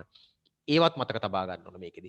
ඊළඟට ගත්තොත් අවසාන වශයෙන් මම කතා කරන මේකෙදි මේ නාට්‍ය තුල අන්තර්ගත කතා කරොත් නාට්‍යයක් කියලා කියන්නේ නාට්‍යයක වස්තු විශේෂ තියෙන හැම එකක්ම නාට්‍යයෙන් ගේන්න බෑ. නාට්‍යයකට ගන්නේ මොන කොටස විතරද? නාට්‍යයකට එකතු කරගන්න මතක තබා ගන්න. නාට්‍යයකට එකතු කරගන්නේ වස්තු විශේෂ තියෙන කතාවේ කතා සාරය තුළ තියෙන මොනවාද? ගැටුම් සහිත තැන්. ගැටුම් සහිත තැන්. එහෙනම් අපි කියනවා නාට්‍යයට උචිත අවස්ථා හේවත් නාට්‍යෝචිත අවස්ථා විතරයි නාට්‍යයකට එකතු කරගන්නේ. නාට්‍යෝචිත අවස්ථා. නාට්‍යෝචිත අවස්ථා පමණයි නාට්‍යයට එකතු කරගන්නේ. එතකොට නාට්‍යෝචිත අවස්ථා කියලා ගත්තොත් අපි දන්නවා ඔයගොල්ලෝ තහවීට ගන්නොත් අහලා තියෙන ජනප්‍රිය උදාහරණයක් තියෙනවා කවුද ඉදිරියට සරච්චන්ද්‍ර මහතාම විස්තර කරන පරිදි නාට්‍යෝචිත අවස්ථාවක් කියන්නේ මොකක්ද කියලා ඇහුවොත් ඒ තමයි මොකක්ද? නාට්‍යෝචිත අවස්ථාවක් කියලා කියන්නේ නාට්‍යයක උච්චතම අවස්ථාවක්. උච්චතම අවස්ථා බොහෝ තියෙන පුළුවන්. උච්චතම අවස්ථා එකක් තියෙන පුළුවන්. නමුත් උච්චත අවස්ථා ගොඩක් තියෙනට පුළුවන්. නාට්‍යෝචිත අවස්ථා ගොඩක් තිබිය හැකි. ඒ වයින් නාට්‍යෝචිත අවස්ථාවක් කියලා කියන උදාහරණය මොකක්ද කියලා නැවත මතක් කරන මේ දෙවෙනි පාර ඔයගොල්ලන්ට මතක් කරන ඔයගොල්ලන්ට මතක තියෙනවා මට මතකයි දෙවෙනි පාරේ කියලා. ඒ තමයි මතක තබා ගන්න ඉදිරියට සරච්චන්ද්‍ර මහත්මයා කියනවා නාට්‍ය කලාවේ ආරම්භයේදී කියනවා නාට්‍ය කලාපෙ විවරණය කරනකොට කියනවා කන්දක් උඩ තියෙන කන්දක් උඩ තියෙන මොකක්ද? ගාලක් වගේ කන්දක් උඩ තියෙන බෝල ගල් ගෙඩියක් වගේ තමයි මොකද්ද? නාට්‍යෝචිත අවස්ථාව. අවස්ථාව ගැටුම. ගැටුම. නැත්තම් නාට්‍යෝචිත අවස්ථාව. ඒතර මේ මේ කන්ද වටේ මිනිස්සු ඉන්නවා. වටේ මිනිස්සු ඉන්නවා. මේ වටේ ඉන්න මිනිස්සු මොකද හිතන්නේ? අනේ මේ ගල් ගෙඩිය අපේ පැත්තට පෙල්ලේ. හැම පැත්තෙම හිතන මේ පැත්තට පෙල්ලේ. සමහර විට අර පැත්තට පෙල්ලේ. කියලා ඔන්නෝම කෘතුහලයේ දැනනවනේ. අන්න එහෙනම් නාට්‍යයේ ප්‍රේක්ෂකයා තුළ කුතුහලය දනවන අවස්ථා සැක සංකා ඇති කරන අවස්ථා තියෙනවා නම් අපි ඒවට කියන මොනවා කියලාද? නාට්‍යෝචිත අවස්ථා කියලා. නාට්‍යෝචිත අවස්ථා තුලින් පමණයි ප්‍රේක්ෂකයා නාට්‍යයට ඇඳ බෙද තබා ගන්න. නාට්‍යයත් එක්ක එකතු කරගන්නේ අවස්ථා වලින් පමණයි. ඒව නැති වුණොත් නාට්‍යයක් නිකම්ම නීරසයි. කිසිම ගැටුමක් නැත්තම් නාට්‍යයක් ඉදිරියට යන්නේ නැහැ. නාට්‍යයක් ඉදිරියට යන ගැටුමක් එක්ක ඒ නාට්‍යයේ රසය වැඩි වෙන්නේ ගැටුම තියෙන තැන. මොකද ප්‍රේක්ෂකයා කැමති කුතුහලය දනවන අවස්ථාවලට. ඊළඟට මොකක් වෙනවද? ඒක තමයි වැදගත්ම කාරණාව. ඉතින් ඔන්න ඔය කිව්ව කාරණා නාට්‍ය රස නිවිඳ අවධානය යොමු කළ යුතු වැදගත් කාරණා පිළිබඳව මම ඔය කිව්වේ. ඒ වගේම නාට්‍ය අංග ටිකක් විස්තර කරලා ගත්තොත් එහෙම නාට්‍යයකට තියෙනවා නාට්‍ය කියනවා නළු නිලිය. නළු නිලියට තව නමක් කියන මොකක්ද කියන බලන්න. නළු නිලියට තවත් නමක් කියන නළු නිලිය ඇතුළේ අනිකුත් සියලු දෙනාට කියන තවත් නමක් තියෙනවා. මොකද්ද? නළු නිලිය ඇතුළේ අනිකුත් හැම කෙනා නළු නිලිය කියලා කියනවා. ඊළඟට තවත් නම් තියෙනවා. තව නමක් තියෙනවා. මතක තබා ගන්න මොකද්ද? නළු නිලිය ඇතුළේ අනිකුත් අයට කියනවා පාත්‍ර වර්ගයා කියලා. ඔයගොල්ලෝ අහලා ඇති. අහලා තියෙනව නේද? පාත්‍ර වර්ගයා. නළු නිලිය ඇතුළේ අනිකුත් පාත්‍ර වර්ගයා කියලා කියනවා. ඊළඟට ඒ නළු නිලිය ඉන්නවා. ඊළඟට නාට්‍ය පිටපත තියෙනවා. ඊළඟට මේ නාට්‍ය වේදිකාගත කරන වේදිකාවක් තියෙනවා. නාට්‍ය වේදිකාගත කරන වේදිකාවටත් නම් ගොඩක් තියෙනවා. ඔයගොල්ලෝ මතක තබා ගන්න ඕන. මොනවද තියෙන්නේ? රංග පීඨය කියනවා. නේද? රංග භූමිය කියලා කියනවා. වේදිකාව කියලා කියනවා. එහෙම විවිධ නම් භාවිතා කරනවා. ඊළඟට ඔයගොල්ලෝ තව එකක් කියනවා මම නළු නිලියන් ලකල හැස්ති වෙන තැනට කියන නමකුත් තියෙනවා. මොකක්ද ඒකට කියන නම? නළු නිලියන් ඇඳුම් ඒ වන්දගෙන ඇඳ පැළඳගෙන වෙස් ගැන්නින් කරගෙන එන තැනක් තියෙනවනේ. ඒකට වෙනම නමක් තියෙනවා. නාට්‍ය කලාව තුළ භාවිතා කරන. කාට හරි මතක් වෙනවද ඒ නම? නළු නිලියන් වෙස් ගැන්නින් කරගෙන ඇඳුම් පැළඳුම් ආදිය හදාගෙන ඒවා ඇඳ පැළඳගෙන එන තැනට නමක් තියෙනවනේ. කාට හරි මතක් වෙනවද ඒ තැනට කියන නම? පොඩ්ඩක් මතක් කරන්න. හරි කමන්න. මතක තබා ගන්න ඒ නළුලියන් ලකලා හැස්තින තැනට කියන නම තමයි මොකද්ද? නේපත්‍යාගාරය. හොඳට මතක තබා. නේපත්‍යාගාරය. අලුත් නැතුව ඇති ඔයගොල්ලන්ට මේක. නේපත්‍යාගාරය. නේපත්‍යාගාරය. නේපත්‍යාගාරය තුල ඉඳගෙන තමයි නළුලියන් තමන්ගේ ඇඳුම් පැළඳුම් ඇඳගෙන නේද අර වෙස් ගැන්නින් කරගෙන ඒව කරගෙන. හරිද? හරි. එහෙනම් මහාසාර නාට්‍යයත් ඔගොල්ලෝ මේ අංශ දෙකෙන් රස විඳින්න ඕන. අපි සාහිත්‍ය නිර්මාණයක් රස විඳිනකොට අංශ දෙකක් ගැන අවධානය යොමු කරනවා. මෙතනින් ඉස්සරහ එක මතක තබා ගන්න. මොකද්ද? එකක් තමයි සාහිත්‍ය නිර්මාණයක් රස විඳිනකොට අපි අවධානය යොමු කරන එකක් තමයි ඒකේ තියෙන සාහිත්‍යමය වගේ වටිනා හොඳට කරලා දෙන නිර්මාණය. මේ අංශ දෙකෙන් තමයි ඔබ හැම වෙලාවෙම සාහිත්‍යයක් රස විඳින්න ඕන. සාහිත්‍යමය අගය. මේකේ සාහිත්‍යමය අගයක් තියෙනවද? සාහිත්‍යමය අගයක් තියක බලන්න ඕන. ඊළඟට අපි බලන්න ඕන සාහිත්‍යමය අගයට අමතරව අපි කියන ජීවිත පරිඥානය. ජීවිත පරිඥානය. මේ ජීවිතේ මොකක් හරි ඥානනය කිරීමක් කරනවාද? අපි කියමු තව වචනයක් අපි උඩ ගන්න පුළුවන් ඕන. අපි කියනවා මොකද්ද? ජීවිතේ හැඩගස්සා ගන්න දෙන උදාහරණ අපි අර මෙතන වෙන වචනයක් උත් එහෙම අපි කියනවා ප්‍රඥා ගෝචර භාවය. පරිඥානය කියලා ගත්ත ප්‍රඥා ගෝචර. හැම සාහිත්‍ය නිර්මාණයකම ඔයගොල්ලෝ මහා සාර නාට්‍ය කියව ගන්නකොට රසින්නකොට කරන්න ඕන ඔය අංශයකට අවධානය යොමු කරන එක. මේකේ තියෙන සාහිත්‍ය රස මොනවද? මේකේ තියෙන ජීවිත පරිඥානය මොනවද? ජීවිතේට අපි මේ නාට්‍ය තුලින් අවසානයේ මම ඔයාලට කලින් දවසක් කියලා දෙනවා මොකද්ද කියලා තියෙන්නේ?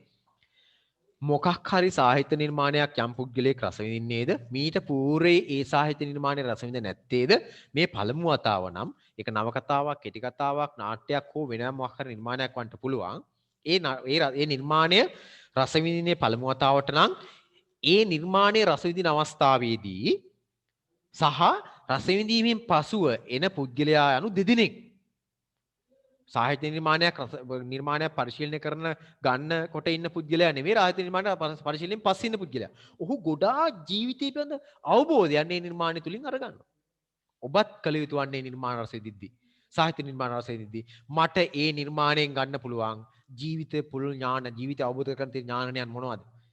මේකේ ප්‍රඥා ගෝචර කාරණා මොනවද? අපි හොයන්න ඕන. අන්න ਵਿਚාරය කියන්නේ ඒකට. විචාරය කියන්නේ ඒකට. ඊළඟට මේකේ තියෙන රසඥතාපූර්වක දේවල් මොනවද? ඒක තමයි මම කිව්වේ සාහිත්‍යමය අගය මොකක්ද කියලා. ඔබ 10 වසරේදී 11 වසරේදී සාහිත්‍ය විෂය කරන්න වෙන්නේ මේ දෙක හොයන එක. විභාගෙදී විචාර අහන්නේ මේ දෙකෙන්. සාහිත්‍යමය අගයෙන් අහනවා, ජීවිත පරිඥාණයෙන් අහනවා. මේ දෙක තුල පදනම් වෙච්ච ප්‍රශ්න විචාර ප්‍රශ්න ටිකක් තමයි ඔයගොල්ලෝට විභාගෙදී ලැබෙන්නේ. ওই ටික මත පදනම් විචාර ප්‍රශ්න ටිකක් තමයි. හරිද? ඒ නිසා මේ දෙක මතක තබා ගන්න. මම ඉතින් ගියා ওই සම්බන්ධයෙන් කතා කරන්නේ නාට්‍ය ඔයගොල්ලෝ කියව ගන්න. හැබැයි මම කිව්ව කාරණා මත පදනම් වෙලා. ඒක සාමූහික බව, සජීවී බව, අර නිර්වචන මත පදනම් වෙලා සාහිත්‍ය මේ නාට්‍යෙන් ඔබට අවසාන වශයෙන් දෙන ජීවිත අත්දැකීම නැත්නම් ජීවිත පරිඥානය මොකක්ද? ඒක තියෙන සාහිත්‍යමගේ මොකක්ද කියලා ඔයගොල්ලෝ රස විඳ ගැනීමේ හැකියාවක් ඔයගොල්ලන්ට මේ නාට්‍ය තුල තිබෙන්න ඕන. නාට්‍ය පිටුවත රචනා කරනකොට ඔයගොල්ලන්ගේ අවධානය යොමු කරන්න ඕන කාරණාත් ඒ තුල පාදක වෙලා තියෙනවා. නිසා මම ඒක ආපහු කතා කරන්න යන්නේ. 19 වෙනි පාඩමෙත් ඔබ අවධානය යොමු කළ යුතු මොකද 19 වෙනි පාඩම ගත්තොත් එහෙනම් අපි දන්නවා 19 වෙනි පාඩමේ අපි ගිය හැටි පොඩ්ඩක් කතා කරා. ඒකෙත් තියෙනවා පුළුවන් නම් ඔයගොල්ලෝ මේ වැඩේ කරන්න. පොත් තියෙනවා නම් දැන් කෙනෙක්ව පොත නැහැ කියලා මට දැන් පොත තියෙනවා නම් ඔබට පුළුවන් නම් මේ 19 වෙනි පාඩම කියවන්න. නැවත නැවත කියවන්න. කියවලා ඔයගොල්ලෝ හොඳ දැනුම් සම්භාරයක් මේකෙන් හදාගෙන එන්න පුළුවන්. මොහොකටද 10 වසරේදී. මේකේ තියෙනවා මොනවද තියෙන්නේ? විචාරය සහ රසවින්දනය. විචාරය සහ රසවින්දනය පිළිබඳ හොඳ අදහසක් ඔයගොල්ලන්ට හොඳ දැනුමක් 19 වෙනි පාඩමෙන් එනකොට එකතු කරගෙන එන්න පුළුවන්. 19 වෙනි 10ට එකතු කරගෙන පුළුවන්. සා අපි කතා කරා කියන්න. ශාමේ ටියුට් කරන්න ඕනද? පුළුවන් නම් කරන්න. පුළුවන් නම් ටියුට් කරන්න. ওই ටියුට් හතරම කරන්න. කරලා අඩුපාඩුවක් කරගන්න බැරි දේවල් අපි ඊළඟ දවසේ අවසන් කරනෝනේ මේක. ඊළඟ දවසේ අවසන් කරනකොට අපි ඒ ටික කරගමු. හරිද? හරි. එතකොට මේකේ එකින් එක අරගෙන 19 වෙනි පාඩමේ තනින් තන අරගෙන ඉවරලා ඒ වායේ ඔයගොල්ලෝ බලන්න මොන ශේෂ්ත්‍රයන් වලින්ද මොන තැන් වලින්ද අපිට මේකේ ඊළඟ 10 වසරට යද්දි මේකේ කාරණා එකතු කර ගන්න ඕනේ කියලා ওই භාෂාව පිළිබඳව විශේෂම සාහිත්‍ය නිර්මාණයක් ඉදිරිපත් කරන භාෂාව පිළිබඳව වැදගත් වෙනවා විචාරයේදී භාෂා භාවිත පිළිබඳව විචාරයේදී විශේෂයෙන්ම අහනවා ඊළඟට විශේෂයෙන්ම අත්දැකීම පුද්ගලයාගේ අත්දැකීම මත පදනම් වෙලා තමයි නිර්මාණයක් කරන්නේ අත්දැකීම මත පදනම් වෙලා මේ වචන ඔයගොල්ලෝ මතක තබා ගන්න ඕන හරිද සාහිත්‍යයේ මේ 19 වෙනි පාඩම දාලා ගත්තොත් භාෂාව සාහිත්‍යයේ වැදගත්ම මාධ්‍ය තමයි භාෂාව කියන එක ඊළඟට අත්දැකීම අතිශය වැදගත් අත්දැකීම කියන එක අත්දැකීමක් නැත්තම් නිර්මාණයක් බිහි වෙන්නේ නැහැ අත්දැකීම් ගන්න ආකාර තුන කලින් කතා කරලා තියෙන පැහැදිලි කරලා තියෙන ඒක ආපහු කතා කරනවා පැහැදිලි කරනවා මම යන්නේ නැහැ ඒකට තේරෙනවා කියන්නේ මොකද්ද කියලා හරිද එතකොට පද නිර්මාණයක් ගත්තාම අපි දන්නවා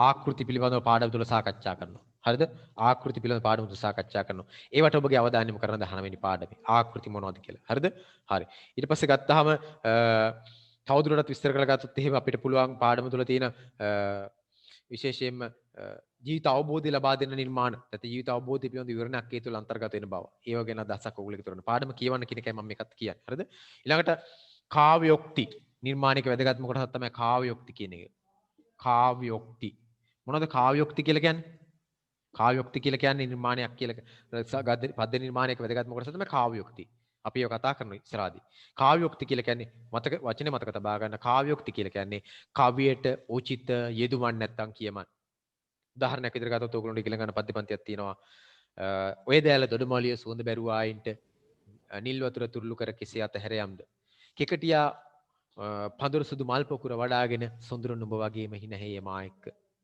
අපි ඉගෙන ගන්න. ඒකේ අමුතු යෙදුමක් තියෙන්නේ. දැන් බලන්න තව මම කවියක් එකකින් කියන්න. කාව්‍යෝක්ති මේ නිකන් ගද්‍ය කොටස් නෙවෙයි පුදුම කාව්‍ය ගුණයෙන් යුක්ත යෙදුමක් මේවා. පුදුම කාව්‍ය ගුණයෙන් යුක්ත යෙදුමක්. බලන්නකො මේ වගේ යෙදුම්. ඊළඟට ගත්තොත් එහෙම රමණීය වන ගැබේ මොනරුන්ට පිල්ලියන සන්නාලියන් කොහොම ඇන්දාද දේ දුන්න වැහි වතුර ඉහිනවා නම් ඕන් නිහිලෝට කුරුල්ලෝ ඉගිල්ලී වරෙන් නුඹ මා ළඟට. වස්සානේ පද්‍ය පන්ති. හරි රසවත් කාව්‍යෙත් තියෙන පද්‍ය පන්ති. හොඳම උදාහරණ කාව්‍යෝක්ති. තායක් කවිය මං කියන්නේ.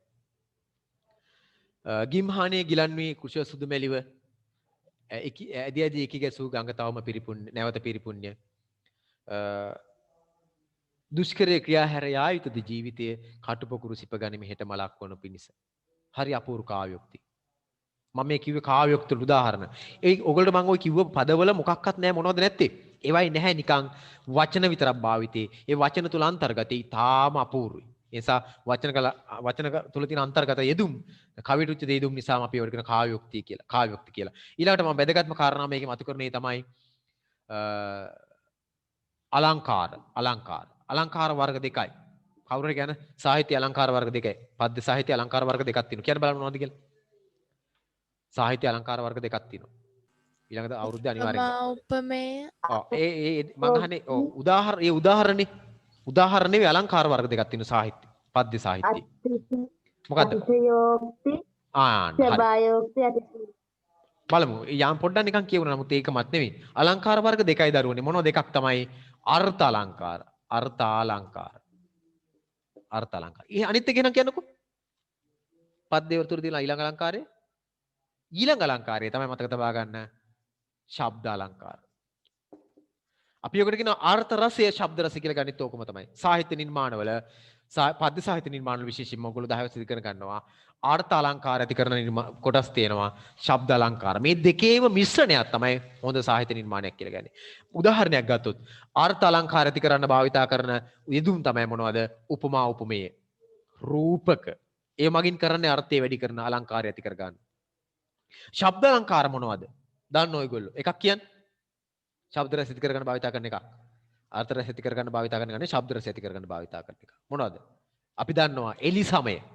අපි දන්නවා අනුත්ප්‍රාස යෙදුම්. අපි දන්නවා විරිත. මේව භාවිතා කිරීම මගින් මොකද්ද කරන්නේ? ශබ්ද රස ඇති කරගන්න. නිසා සාහිත්‍ය නිර්මාණයේදී අන්න ඒවාටත් අපගේ අවධානය යොමු වෙන බව මතක තබා ගන්නටම ඕන. නිසා මෙන්න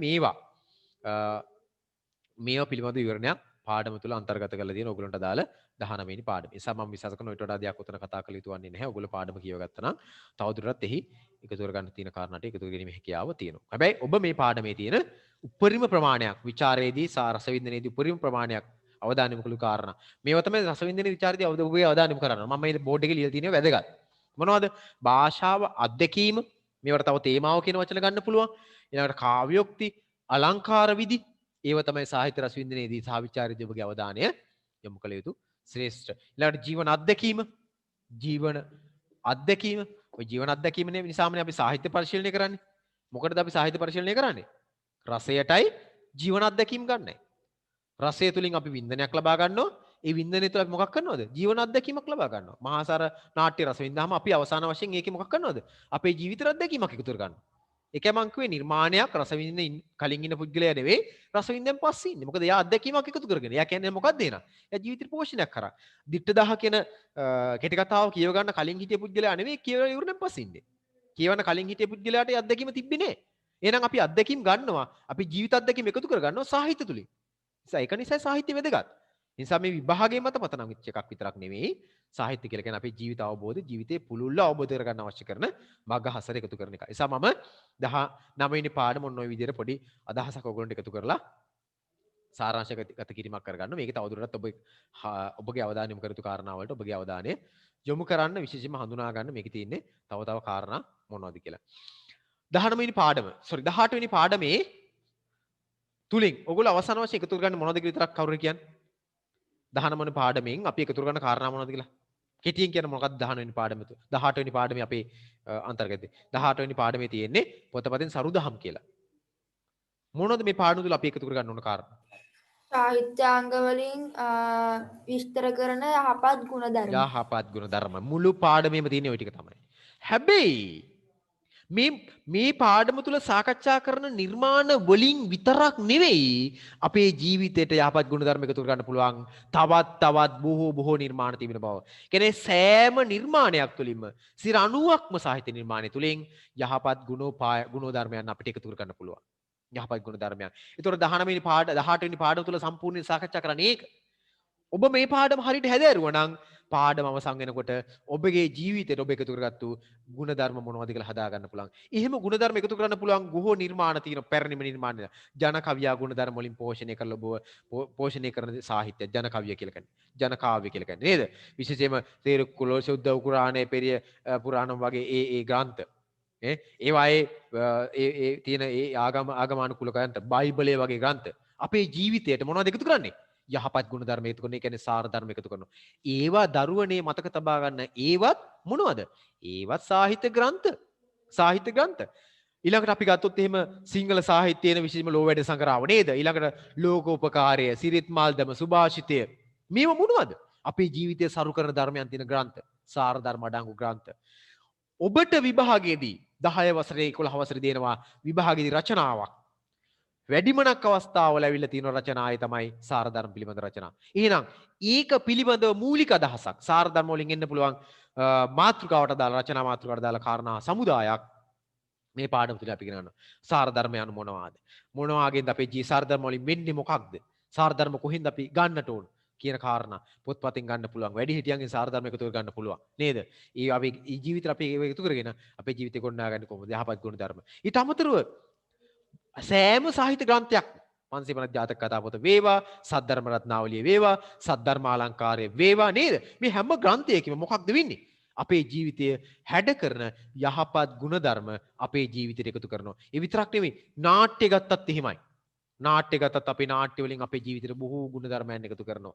බොහෝ ගුණධර්මයන් එකතු කරනවා. ඒව මතක තබා ගන්න ඕන. නේද? ඒව මතක තබා ගන්නට ඕන. මම මේ නාට්‍ය සිංහබාහු නාට්‍ය තුල මහා ගුණධර්ම කදම්බයක් අපිට එකතු කරනවා. මහා ගුණධර්ම ප්‍රමාණයක් අපිට එකතු කරනවා. ඒවයි ගුණධර්ම අපි එකතු කරලා ගන්න. හරිද? එන්නේ මේ වගේ. පාඩම තුල සම්පූර්ණයෙන්ම ගුණධර්ම එකතු කරන සාහිත්‍ය ගුණධර්ම අපිට එකතු කරන නිර්මාණ බවට පතක තබා ගන්නවා. විශේෂයෙන්ම සාහිත්‍ය නිර්මාණ බිහි කරන්නේත් එහෙමයි. ඒවයි රසය වගේම මං කිව්ව ජීවන අවබෝධය එහෙම නැත්නම් ජීවිත පරිඥානය එකතු කරගන්නවා. ඒ අර මං කිව්ව ග්‍රන්ථ වලට අමතරව විශේෂයෙන් භගවත් ගීතාව නේද?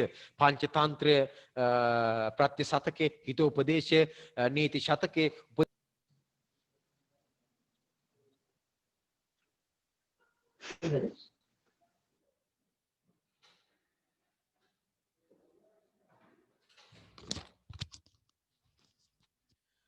පොඩි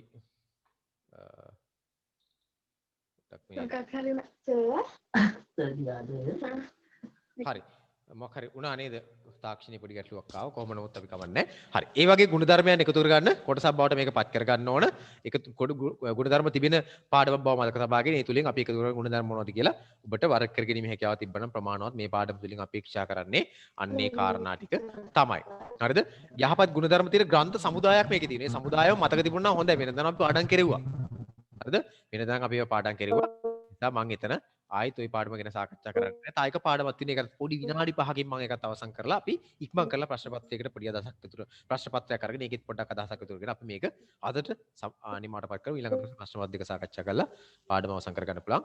හරිද? හරි. එතකොට අපි ගත්තොත් එහෙම අපේ අවසාන වශයෙන් 17 වෙනි පාඩම 17 වෙනි පාඩම මම ඊළඟ දවසේ මුළු පොතේම තියෙන පාඩම් ටික සාරාංශගත කරනවා. ඉතාම ඉක්මනින් සාරාංශගත කරලා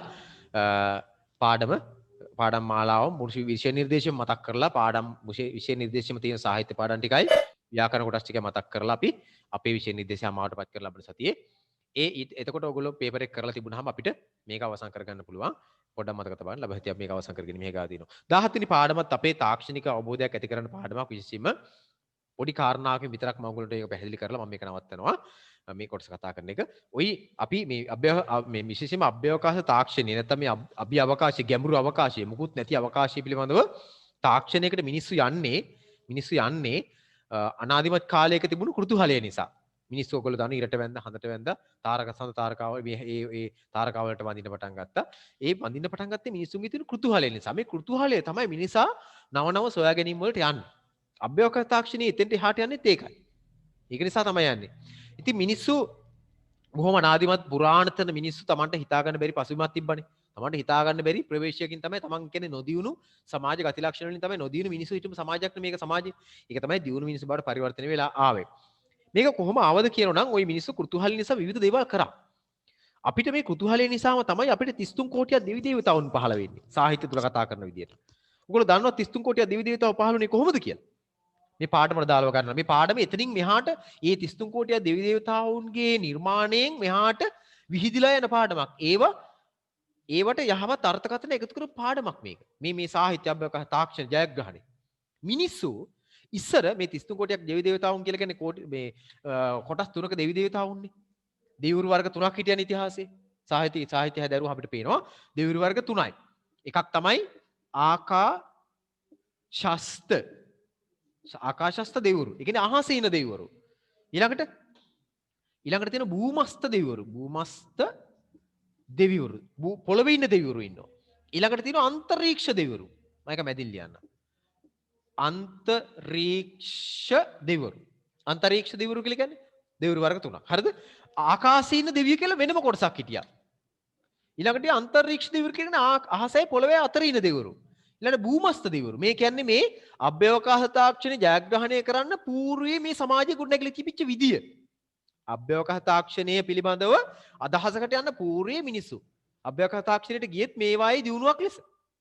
මිනිස්සු දෙවියෝ හදාගත්ත මිනිස්සු Tamanට තේරුම් බේරුම් කරගන්න බැරි දේවල් වලට. ඒ අනුව ඉස්සර මිනිස්සු මතක තබා ගන්න මිනිස්සු Tamanට හිතා ගන්න බැරි මේවා වෙන්නේ කොහොමද කියලා හිතා ගන්න බැරි හැම එකක්ම දෙවියෝ විදිහට සැලකුවා. මෙන්න මෙහෙම මම කතාවට කියන්නම්.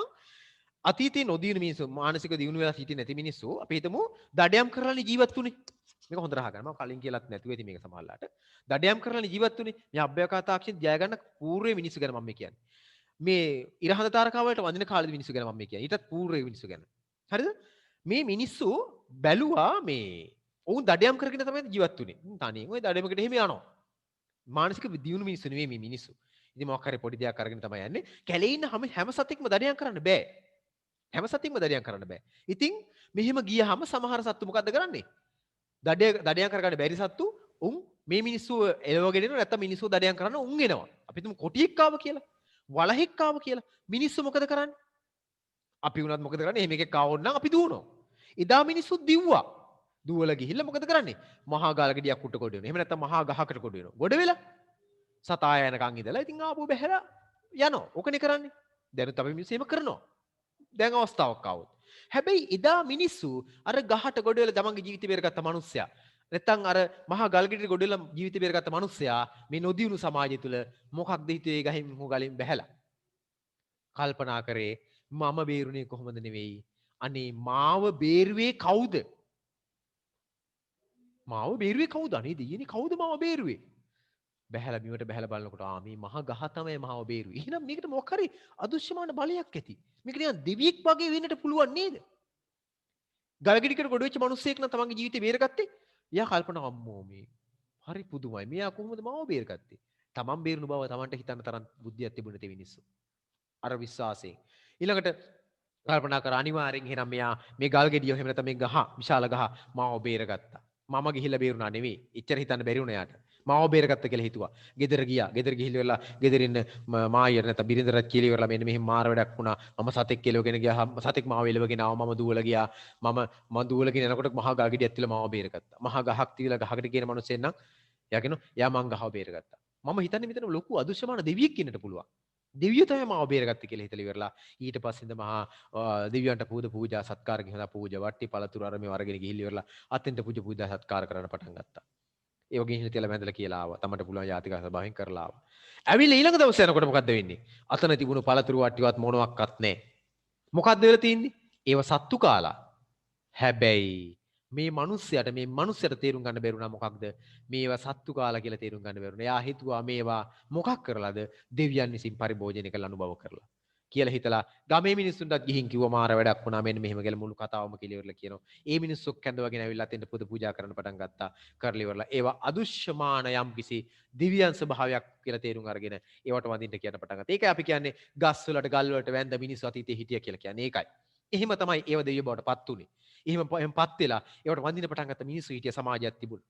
ඉතින් ඒව තමයි දෙවියෝ බවට පත් උනේ. ඉතින් මේ තේරුම් ගන්න බැරි අහස මොකද කරන්නේ? අහසේ ඉන්න දෙවියෝ ඉර ඊටාම දැඩි රශ්මිය සක දක්වන ඉර සමහරලාට නැති වෙලා යන ඉර මිනිස්සු හිතුවා මේක අදෘශ්‍යමාන දෙවියෙක් කියලා ඉරට වඳින්න පටන් ගත්තා. රැට එනවා එළිය දෙනවා සමහර කාලට එළිය නැතුව යනවා. හඳ මිනිස්සු හිතුවා මේක මහ දෙවියෙක් හඳට වඳින්න පටන් ගත්තා. හිටපු ගමන් මහා තරු අලංකාර දෙනවා. මිනිස්සු කල්පනා කරා මොකක්ද මේ? තේරුම් ගන්න බෑ. ඒවට වඳින්න කියන පටන් ගත්තා. හරිද? මෙන්න මෙහෙම මේ තේරුම් ගන්න පරිසරයේ හිටපු ගමම වැස්ස වගේ එකක් කඩන් හැලනවා. ඒක කොහෙන් එනවද කියලා හිතා ගන්න බෑ. සුළඟ එනවා කොහෙන් එනවද කියලා හිතා ගන්න බෑ. විශාල විනාශ කරනවා මේවා ඇවිල්ලා. මිනිස්සුන්ට හිතා ගන්න බෑ. මිනිස්සු හිතුවා මේව දෙවියෝන්ගේ වැඩ. මේ අහස කියලා අහස තුල මේ ඉන්න මැදහරියේ ඉන්න මේ හුළඟ කියන දෙවියෝ. එයාට කො මාරුත නේ චණ්ඩ මාරුත ඒවට දෙවියෝ කියලා සැලකුවා. හිටපු ගමන් ගංගා ගල්ල උතුරාගෙන ඇවිල්ලා මහා කඳුලින් ගල් පෙරලා වෙලා මිනිස්සුන්ට විපත් සිදු කරනවා. මිනිස්සු හිතුවා මේවා මහා දුෂ්‍යමාන දෙවියෝ. නිසා මිනිස්සු ඒවට වඳින්න පටන් ගත්තා. මේ තමන්ට තේරුම් ගන්න බැරි ඉර හඳ ඇතුළු ආකාශයේ තියෙන දේවල් වලට ඒ අතරේ තියෙන ඉර හඳ තාරකා වලින් පස්සේ වලාකුළු වැස්ස ඊළඟට හුලකට ආදී වඳින්න පටන් ගත්ත අන්තරීක්ෂ දෙවිවරු හැදුනා මේ විදිහට ඊළඟට භූමස්ත දෙවිවරු පොළවේ ඉන දෙවිවරු ඔය ගංගා විශාල ගස් ගල් ඕවා වඳින්න පටන් ගත්තා මේ වඳින්න පටන් ගත්ත මෙන්න මේ කොටස් තුනේම දෙවිවරුන්ට කිව්ව මොකක් කියලාද මේ ඔක්කොම එකතු වුනහම අපි කියනවා මොකක් කියලාද 33 කෝටියක් දෙවියෝ කියලා 33 කෝටියක් දෙවියෝ හැදුනේ එහෙමයි එහෙනම් අභ්‍යවකාශ තාක්ෂණ ජය ගන්නට పూర్වයේ නොදියුණු මිනිස්සුන් තුල ගොඩ නැගුණු සංකල්පයක් තමයි මේ 33 කෝටියක් දෙවිවරු. හැබැයි ඒක යම් කිසි ස්වභාවිකත්වයක් තියෙනවා. ස්වභාව ධර්මයට ආදරණය කරන මිනිසා ඒ තුල ගොඩ නැගුණා. ඒ ස්වභාව ධර්මයට ආදරණය කරන මිනිසාට ස්වභාව ධර්ම විසින් ආදරය කරා. දැන් ස්වභාව ධර්මයට විරුද්ධ යන මිනිසාට ස්වභාව ධර්ම විසින් විරුද්ධත්වය ප්‍රකාශ කරනවා. ඒ නිසා මතක තබා ගන්න ඔය අභ්‍යවකාශ තාක්ෂණය කියන ප්‍රවේශයට කලින් මිනිස්සු මෙන්න මේ නොදියුණු සමාජය තුළ ආකාශස්ත දෙවිවරු භූමස්ත දෙවිවරු අන්තරීක්ෂ දෙවිවරු වන්දනාමාන කරන නොදියුණු මිනිස්සු ඉන්න සමාජය තුළ ඒ දෙවිවරු ඇත්තටම මිනිසුන්ට හිතා ගන්න බැරි පරිසරයක් තුළ. ඒ නිසා ඒ පරිසරය තුළ මිනිස්සු හිතා ගන්න බැරි දේවල් හිතා ගන්න බැරි ස්වභාවයක් තිබුණ නිසා මිනිස්සු ඒවට වන්දනාමාන කරා. ඒක නොදිනු සමාජයක්. ඉතින් ඒවා පිළිබඳව තවදුරටත් මිනිසුන්ගේ බුද්ධිය වර්ධනය වෙනකොට මිනිස්සු මොකද්ද කරේ? මිනිස්සු බැලුවා මේක මීට වඩා මොකක් හරි මේක දෙයක් තියෙන්න පුළුවන්. ඉරේ මීට වඩා දෙයක් තියෙන්න පුළුවන්. හඳේ මීට වඩා දෙයක් තියෙන්න පුළුවන්. මේ අවකාශය තුළ මීට වඩා දෙයක් තියෙන්න පුළුවන් කියලා මිනිස්සු මොකද්ද කරේ? තියුණු ඥානයකින් ඒ දිහා අවධානය යොමු කරලා ඒව පිළිබඳ පරීක්ෂණ කරන්න පටන් ගත්තා. මේ පරීක්ෂණ වල ප්‍රතිඵලයක් විදිහට හඳ කියලා කියන්නේ වෙනම වස්තුවක්. ඉර කියලා කියන්නේ තවත් වස්තුවක්. මේවා තියෙන මේ ආකාශයේ ගැඹුරු අවකාශයක්, අභ්‍යවකාශයක්. මේ අවකාශය තුළ පතයක් තුළ තමයි මේව පිහිටලා තියෙන කියලා මිනිස්සු හොයාගත්තා. මිනිස්සු ඒකේ තවත් දියුණුවක් විදිහට මොකද්ද කළේ? විවිධ තාක්ෂණික උපකරණ හොයාගෙන මොකද්ද කරේ? අභ්‍යවකාශයට යන්න බැලුවා. අභ්‍යවකාශයට යන්න බැලුවා. ඉතින් අභ්‍යවකාශ තාක්ෂණයේ පටන් ගත්තේ ඔන්න ඔය කෘතුහලයත් එක්ක. කෘතුහලය නිසා තමයි 33 කෝටියක් දෙවිවරු ඇති වුනේ. කෘතුහලය නිසා තමයි අභ්‍යවකාශයේ මිනිසා ගියේ. කෘතුහලයක් නිසා තමයි මිනිස්සු අභ්‍යවකාශය තුළ තියෙන විවිධ ග්‍රහලෝක හොයාගෙන ගියේ. ඉතින් එහෙම ගිහිපු තාක්ෂණයක්, එහෙම ගිහිපු මේ තාක්ෂණික සොයා ගැනීම නේද? විවිධ අත්හදා බැලීම්, විද්‍යාත්මක සොයා ගැනීම මත පදනම් වෙලා මේ තාක්ෂණය ජයගන්නේ. හරිද? මේ තාක්ෂණය ජයගන්න නිසා ඒ පිළිබඳ විවරණයක් පාඩම තුළ අන්තර්ගත වෙලා තියෙනවා. ඒතර අභ්‍යවකාශයේ ජයගත්තේ මූලික අවස්ථා විශේෂයෙන් මාර චන්ද්‍රිකාවක් අභ්‍යවකාශයට යවුවා. ඒ යවපු ශේෂ්ඨ ඔයගොල්ලෝ දන්නවා 1991ට කලින් ලෝකයේ ජයදියුණුම රට බවට නැත්තම් ලෝක බලවතා බවට පත් වෙලා හිටිය සෝවියට් රුසියාව. ඒක නිසා තමයි 50 ගණන් වල 60 ගණන් වල රුසියාව තමයි ඉස්සෙල්ලාම අභ්‍යවකාශ ජයග්‍රහණය කරන්නේ. මොකද ඔවුන් තමයි ලෝක බලවතා බවට පත් වෙලා හිටියේ. ඊට පස්සේ ඒ බලවතා යටපත් කරමින් අපි දන්නවා ඇමරිකාව ඇතුළු ඒ ප්‍රදේශවල ඒ ශේෂ්ත්‍රය තුළ ඉන්න ඒ රටවල් ජයග්‍රහණේ තමන් නතු කරගෙන මේ අභ්‍යවකාශයේ තරංගයක් ඇති වුණ තරංගය තුළ තමයි අභ්‍යවකාශය තවදුරටත් ජයග්‍රහණය කරන්නේ. ඒ නිසා ඔයගොල්ලෝ මතක් වෙනවා ඇති පළවෙනි චන්ද්‍රිකාව සෝවියට් සමූහාණ්ඩුව යවනවා මොකද්ද? ස්පුට්නික් කියලා නේද? 1 කියලා ඊට පස්සේ ඒ විදිහට 1957 1961 තවත් වොක්ස් 1 කියලා එකක් යවනවා නේද? මේ විදිහට මේ අභ්‍යවකාශ ජයග්‍රහණය කරනවා. අභ්‍යවකාශ ජයග්‍රහණය කරන ගැඹුරු අවකාශයේ. එහෙම ජයග්‍රහණය කරලා අවසාන වශයෙන් මොකද කරන්නේ? අභ්‍යවකාශයෙන් එහාට ගිහිලා මිනිස්සු සඳ මත 1969 පා තබනවා. මේක තමයි අභ්‍යවකාශ තාක්ෂණයේ පියවර මොකක්ද මේ? ජයග්‍රහණය බවට පත් වෙන්නේ. තරංගයක් තිබුණේ කාල සීමාව තුළ අපිට නොපෙන්න තරංගයක්. සීතල යුද්ධයක් වගේ එක. අභ්‍යවකාශ ජයග්‍රහණය කරන්නේ කවුද කියන එකට අදාළව නේද? එහෙන් සෝවියට් රුසියාව, මේ පැත්තෙන් චීනය, ජර්මනිය, ඊළඟට මේ පැත්තෙන් ජපානය ගත්තාම ඊළඟට මේ ඇමරිකාව මේ කියන රටවල් අතර විශාල තරගයක් ඇති වෙනවා. මේ තරගයත් එක්ක අභ්‍යවකාශ ජයග්‍රහණය කිරීමේ ඒ තාක්ෂණ ජයග්‍රහණය කිරීමේ තරගය තුළ ඒක ජයග්‍රහණය කිරීමේ පියවර ගමන් කරා. ඒකේ සුවිශේෂ අවස්ථාවක් තමයි ඔබ දන්නවා මේ පාඩුවට සාකච්ඡා කරන අභ්‍යවකාශ ජයග්‍රහණ සුවිශේෂ අවස්ථාවක් තමයි අර අභ්‍යවකාශයට මුලින් ගිහිපු ජයග්‍රහණ පියවරල් සහ හඳ මත පාතබිම් ආදියෙන් පස්සේ ආපු sannivedana තාක්ෂණය සඳහා විශේෂයෙන්ම චන්ද්‍රිකා පද්ධති මත පදනම් වෙච්ච ස්ථානගත කිරීම. විශේෂ චන්ද්‍රිකාවක් කියන්නේ මොකක්ද කියලා ඔයාලට මතක තියෙනවනේ විශේෂයෙන්ම අවකාශය තුල නැත්නම් මේ අභ්‍යවකාශය තුල නැත්නම් අවකාශය තුල වස්තුවක් වටා කක්ෂගත වෙලා තියෙන තවත් කෘතිම හෝ ස්වාභාවික වස්තුවකට තමයි චන්ද්‍රිකාවක් කියලා කියන්නේ. ඔයගොල්ලෝ සාමාන්‍ය අවබෝධයට ඔයගොල්ලෝ දන්නවා. එතකොට හඳ කියලා කියන්නේ පෘථිවියේ මත තියෙන චන්ද්‍රිකාවක්. ඒ විදිහට අපිට වර්ග කරන්න පුළුවන් නේද? පෘථිවිය කියලා කියන්නේ සූර්යයා වට කක්ෂගත චන්ද්‍රිකාව. එහෙම වර්ග කිරීම කළ ගන්න පුළුවන්. ස්වභාවික චන්ද්‍රිකා සහ කෘතිම චන්ද්‍රිකා කියලා ඔයගොල්ලෝ ওই දැනුම හදා ගන්නට ඕන පාඩම තුල තියෙන ඒ කාරණාවලින්. චන්ද්‍රිකාව කියන්නේ මොකක්ද කියලා දැන් ඔයගොල්ලෝ දන්න. මොකක්ද චන්ද්‍රිකාව කියලා කියන්නේ? අවකාශය තුල වස්තුවක් වටා නැත්නම් මොකක් හරි වස්තුවක් වටා කක්ෂගත වෙලා නැත්නම් ඒ වටා ස්ථාවර වෙලා කක්ෂයේ මත වටේ ස්ථාවරත්වයකට ඇවිල්ලා ඒ මත තියෙන තවත් වස්තුවක් තමයි චන්ද්‍රිකාවක් කියලා කියන්නේ. මේ පතේ තුල ඒක අනිවාර්යයෙන්ම තියෙන එකක්. නිසා චන්ද්‍රිකාව කියලා කියන්නේ එහෙමයි. ඒ අර ස්වභාවික චන්ද්‍රිකා තියෙන වගේම හඳ ආදී කොට ගත්තොත් ගහලෝක ආදී කොට ස්වභාවික චන්ද්‍රිකා තියෙන වගේම මිනිස්සු කල්පනා කර අපිට කෘතිමවත් අපිට පුළුවන් මේ වගේ එකක් වස්තුවක් මේ තවත් වස්තුවක් වටේට. ඒක නිසා පෘථිවිය වටා මොකක්ද කරේ චන්ද්‍රිකා කෘතිම චන්ද්‍රිකා කක්ෂගත කරන්න පටන් ගත්තා. ඒකේ ප්‍රධානම මේ නිමම කරවත් අපි දන්නවා ආතල් චාල්ස් ක්ලාක් මහතා වැදගත්ම මොකද්ද sannivedana තාක්ෂණ අවශ්‍ය කරන මූලික හරය සොයාගෙන අර සමකයා කේන්ද්‍රයේ මත ඉලිප්සාකාර නැත්නම් අපි කියනවා ඉලිප්සාකාර හැඩයට චන්ද්‍රිකා තුනක් කක්ෂගත කරලා ඒ එකිනෙක හරහා මුළු ලෝකයේම එකම sannivedana ධම්මානයක් බවට පත් කිරීම ලෝක ජයග්‍රහණයක්. එතකොට චන්ද්‍රික කෘතිම චන්ද්‍රිකා වර්ග තුනක් අපි හඳුනා ගන්න sannivedana චන්ද්‍රිකා ඊළඟට වායුගෝලීය යහපතු සමීක්ෂණ චන්ද්‍රිකා කියලා ඒවා සහ ගෝලීය ආන්ත චන්ද්‍රිකා කියලා චන්ද්‍රිකා වර්ග තුනක් පාඩමුවර සාකච්ඡා කරනවා. ඉතින් ඔන්න ඔය වගේ ශ්‍රේෂ්ඨ තුනක් පිළිබඳ චන්ද්‍රිකා තාක්ෂණික සංකල්පය පිළිබඳ ඔයගොල්ලන්ට මම කිව්වා 9 වසරේ පැරණි විෂය නිර්දේශී ප්‍රධාන පාඩමකුත් තියෙනවා. ඕන එකත් බලලා අපිට දැනුම හදා ගන්න පුළුවන්. මේ පාඩමෙන් අපි කළ යුතු වන්නේ අපේ දැනුම හදා ගන්න එක. 17 වෙනි පාඩම. දෙවෙනි එක තමයි මේ පාඩමෙන් අපි කළ යුතු වන්නේ අපේ වාක්කෝෂය හදා ගන්න ඕන. විශේෂයෙන්ම වාක්කෝෂයට දාලා අභ්‍යවකාශය කියන්නේ මොකක්ද? පෘථිවිය කියලා කියන්නේ මොකක්ද? විමෝචනය කියන්නේ මොකක්ද? අන්වේක්ෂණය, කක්ෂය ආදී කොටගත්තු වචනවල අර්ථයන් අපි ලබා ගන්නට ඕන පාඩම තුලින්. ඊට අමතරව මම ඔයගොල්ලෝ දින නිබන්ධනේ පොඩි ඡේදයක් ඇති මේ පාඩමට අදාළ නිබන්ධනේ. ඒ ඡේදයේ තියෙනවා අපි අපගේ අවධානය යොමු කළ යුතු මොනවද? අපි අවධානය යොමු කළ යුතු මොනවද? වාක්කෝෂ පෝෂණ අපි කියන පාරිභාෂික ශබ්ද. වෙනත් ඒ භාෂා ඒ මොකක් හරි විශේෂයකට දාලා ඊට මනන්න වෙච්ච ශබ්ද. එතකොට ඔබ ඇත්තටම පුළුවන් නම් මම කියන්නේ එහෙම කරන්නම කියලා මොකද දැන් අපි ඒ තුළ රැඳිලා ඉන්න ඕනෙම නැහැ. මොකද ඔබට පුළුවන් නම් ඔබ 17 18 19 20 කියන පාඩම් ටිකෙහි මූලික වශයෙන්ම අපිට පුළුවන් නම් මූලික වශයෙන් ඒ වායේ තියෙන ප්‍රශ්න ටිකට පිළිතුරු මතකයෙන් ගොඩනගා ගන්න. ඒක හරි වටිනවා. එතකොට අපිට දැන් ඊටාම ඉක්මනින් මම කැමතියි ඔයගොල්ලෝගේ එක පේපර් එකකට ඔබගේ අවධානය යොමු කරන්න වගේම මම කැමතියි ඔයගොල්ලෝගේ පාඩම් 16ට පාඩම් 20ට පාඩම් 20 මොනවද කියලා ටක් ගාලා මතක් කරලා එතනට යන්න වෙලාව මදි ඔක්කොම ටික කතා කරන්න. නමුත් පාඩම් 20 මතක් කරලා අපි ඊටාම ඉක්මනින් අපේ පාඩමට අපේ පේපර් එකට පොඩ්ඩක් ඉක්මනට යමු. පේපර් එකේ එක පේපර් එකක පොඩි කොටසක් අර අපි සාකච්ඡා කරන්න අවශ්‍ය නිසා. ඔබට මතක් වෙන්නේ නැති ඔබ පළවෙනිම අපිට ඉස්සෙල්ලම තියුණු පාඩම හරි මම ඒක වෙලාව නොගෙන නම් මම යන්නම් පේපර් එකට තේරුමක් නැහැ නේද පාඩම් ටික ඊළඟට ඔස්සේ ගන්න හරි පාඩම් ටික ඔක්කොම බලා ගන්න පාඩම මොකක්ද පාඩම තුල අන්තර්ගත කරන අදහසක් එකතු කරගන්න ඔක්කොම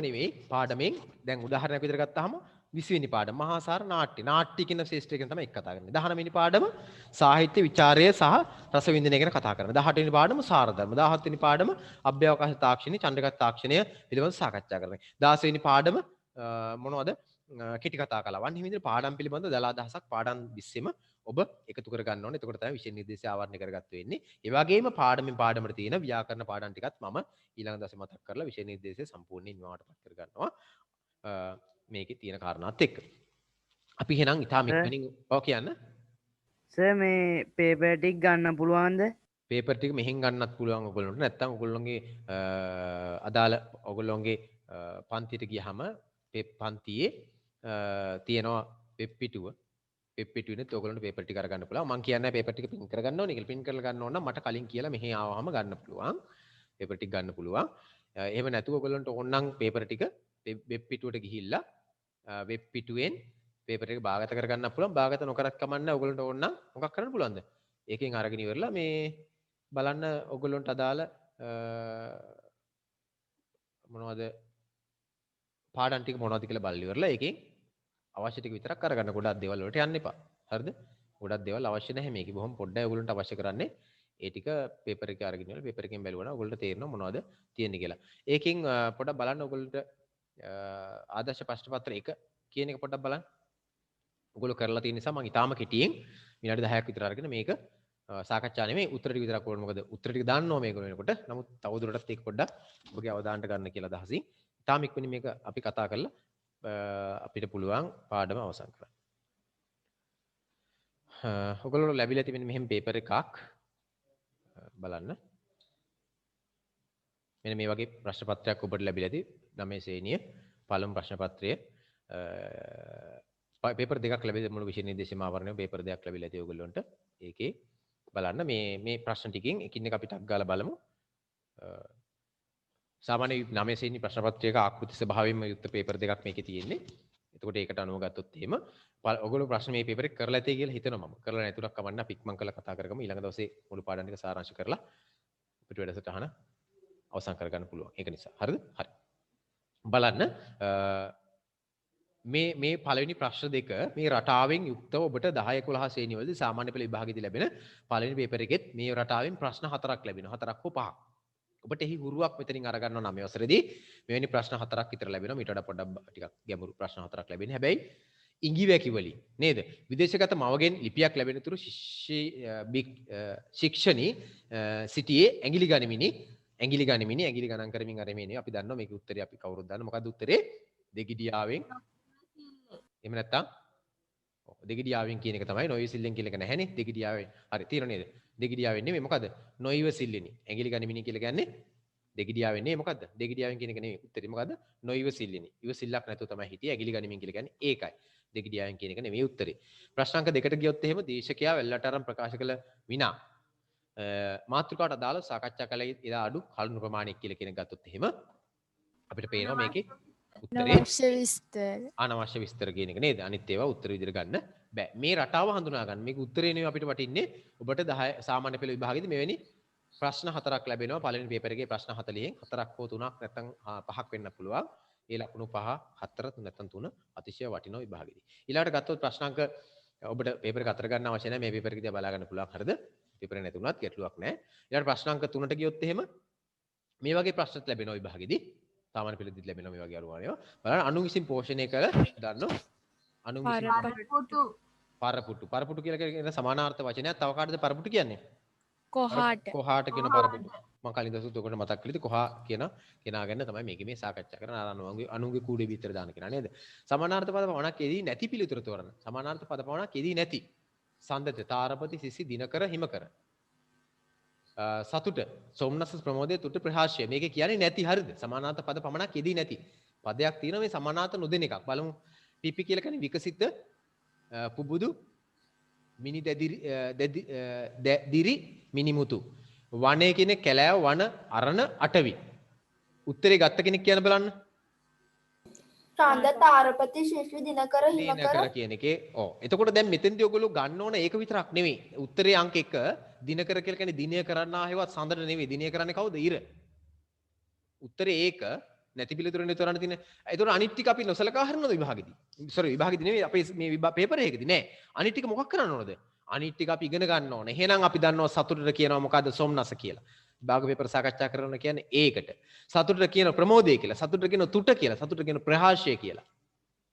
පිපි කියන එකට කියනවා විකසිත කියලා. පිපි කියන එකට පුබුදු කියනවා. මිනි දැදිරි කියලා කියන්නේ පිපි කියන එක තමයි. මිනිමුතු කියලා කියන්නේ පිපෙනවා කියන එකට. වනයේට කැලෑව වල අරණ අටවි කියලා කියනවා. එහෙනම් ඒවත් අපි ඉගෙන ගන්න ඕන මේ අතරේ. විරුද්ධාර්ථ නොවන පදයුගල එතන විරුද්ධාර්ථ නැති එක අහන්නේ. දුටු නොදුටු විරුද්ධාර්ථයි. අලුත් පැරණි විරුද්ධාර්ථයි. කවි කුකවි පුරුදු. මොකද උත්තරේ? පළවෙනි එකක් නෙවෙයි දෙවෙනි එකක් නෙවෙයි. කවි කුකවි කියන එකද? පුරුදු කියන එකද? උත්තරේ තමයි පුරුදු කියන එක. පුරුදු කියන එක උත්තරේ විරුද්ධාර්ථවත් ඕන. එහෙනම් කවි කුකවි කියන්නේ මොකද්ද? කවියා කියලා කියන්නේ හොඳ කවියා. කුකවි කියලා කියන්නේ මොකක්ද? නාරක කවිය. නාරක කවියා. මොකද්ද එතන යෙදුම? කූ කියන උපසර්ගය. මේක හොඳට තේරුම් ගන්න. මේක සාමාන්‍ය වෙලටත් මේ වගේ ප්‍රශ්නයක් ඇවිල්ලා තියෙනවා. හරිද? කූ කියලා කියන්නේ උපසර්ගයක්. කුමාරතුංග මුනිදාස හඳුන්වලා දෙන උපසර්ගය. මේ කුයන්න කියලා කියන්නේ. කුයන්න කියන උපසර්ගය පදයකට එකතු වුණාම මොකද වෙන්නේ? අදාළ පදයේ අර්ථය විරුද්ධාර්ථ කරනවා. මෙතන හොඳ කවියා නරක කවියෙක් කරේ මොකක්ින්ද? කුයන්නේ. මට බලන්න මෙන්න බලන්න. දැන් ඉන්නවා මාර කියලා වචනයක් තියෙනවා. මේකට එකතු කරනවා මොකද්ද? කුයන්න කුමාරලා ඉන්නව නේද? කුමාර කියලා කියන්නේ මාර කියලා කියන්නේ නරක කෙනා, කුමාර කියලා කියන්නේ හොඳ කෙනා. මාරයාගේ හොඳ එක්කෙනා තමයි කුමාර. මන්ත්‍රණ කියලා කියන්නේ සාකච්ඡාව. කුමන්ත්‍රණ කියලා කියන්නේ මොකද්ද? නරක සාකච්ඡාව. ඔයගොල්ලෝ මම තේරුම් ගන්න මේ රටාව. හරිනේ? හරි. ඊළඟට මම හිතන එකෙන් ප්‍රමාණවත් කියලා පිළිතුරාංක 4 බහු අර්ථවත් නොවන පදයක්. බහු අර්ථ. ඇතා නායක නාගස නාගයා. කතා වස්ත්‍රයේ වත මුහුණ. බහු අර්ථ මේ ප්‍රශ්න තුනම මේ රටාවේ ප්‍රශ්න තුනක් ඔයගොල්ලන්ට අනිවාර්යෙන් සාමාන්‍ය පෙළේදීත් එනවා. 10ටත් ඕන 11ටත් ඕන. ඒකයි මම මේ පේපර් එක 9 වසරේ ප්‍රශ්න පත්‍රයේ සාමාන්‍ය පෙළ ප්‍රශ්න පත්‍රයට පිටිවහලක් ලැබෙනවා. නැත්නම් ඒකට අවශ්‍ය මඟ පෙන්වීමක් කරනවා. සමානාර්ථවත් වචන, විරුද්ධාර්ථවත් වචන සහ බහුවර්ථ වචන අනිවාර්යෙන් විභාගෙදී අහනවා. හරි. ඇතා නායක නාගස නාගයා ඔක්කොම වචන සමානාර්ථවත්. කතා වස්ත්‍රයේ වත මුහුණ ඔක්කොම සමානාර්ථවත්. දීපල ධනෙ ජනයා සතුට. දීපල ධනෙ ජනයා සතුට. බලමු. අනුවන කුෂ්ඨ කොඩි දද ඔක්කොම සමානාර්ථවත්. ගෙලෙන එක මොකක්ද එහෙනම්? තුන්වෙනි එක දීපල ධනය ජනයා සතුට. අනිත් ඒ ඔක්කොම සමාන බහුවර්ථයි. බහුවර්ථයි. ඇතා නායක නාගස නාගයා කියන එකට තනි වචනයක් තියෙනවා නා කියලා. කතා වස්ත්‍රයේ වත මුහුණ කියන එක වත කියන එක සමානාර්ථව. සමාන අදහසයි. අනුවන කුෂ්ඨ කොඩි දද ඔක්කොම සමානයි. හරිද? හරි. 7. 7 වෙනි එකට උත්තරේ ඕෂ්ඨජ. ඕෂ්ඨජ කියලා කියන්නේ මොනවද? මේ පේපර් එකම ආපහු කතා කරනවා අපිට. හරිද? දෙතොලෙන් අවස්ථා පහ කියන බලන්න. කණ්ඨජ, තාලුජ, මූර්ධජ, දන්තජ, ඕෂ්ඨජ. ඔතන වැදගත් අකුරක් තියෙන මොකද්ද? ওই වචන හැම එකෙම වැදගත් අකුරක් තියෙන මොකද්ද? කියන්න මොකද්ද? ජයන්න. ජයන්න මොකද්ද වැදගත්? ජයන්න. ජයන්නේ අර්ථය මොකද්ද?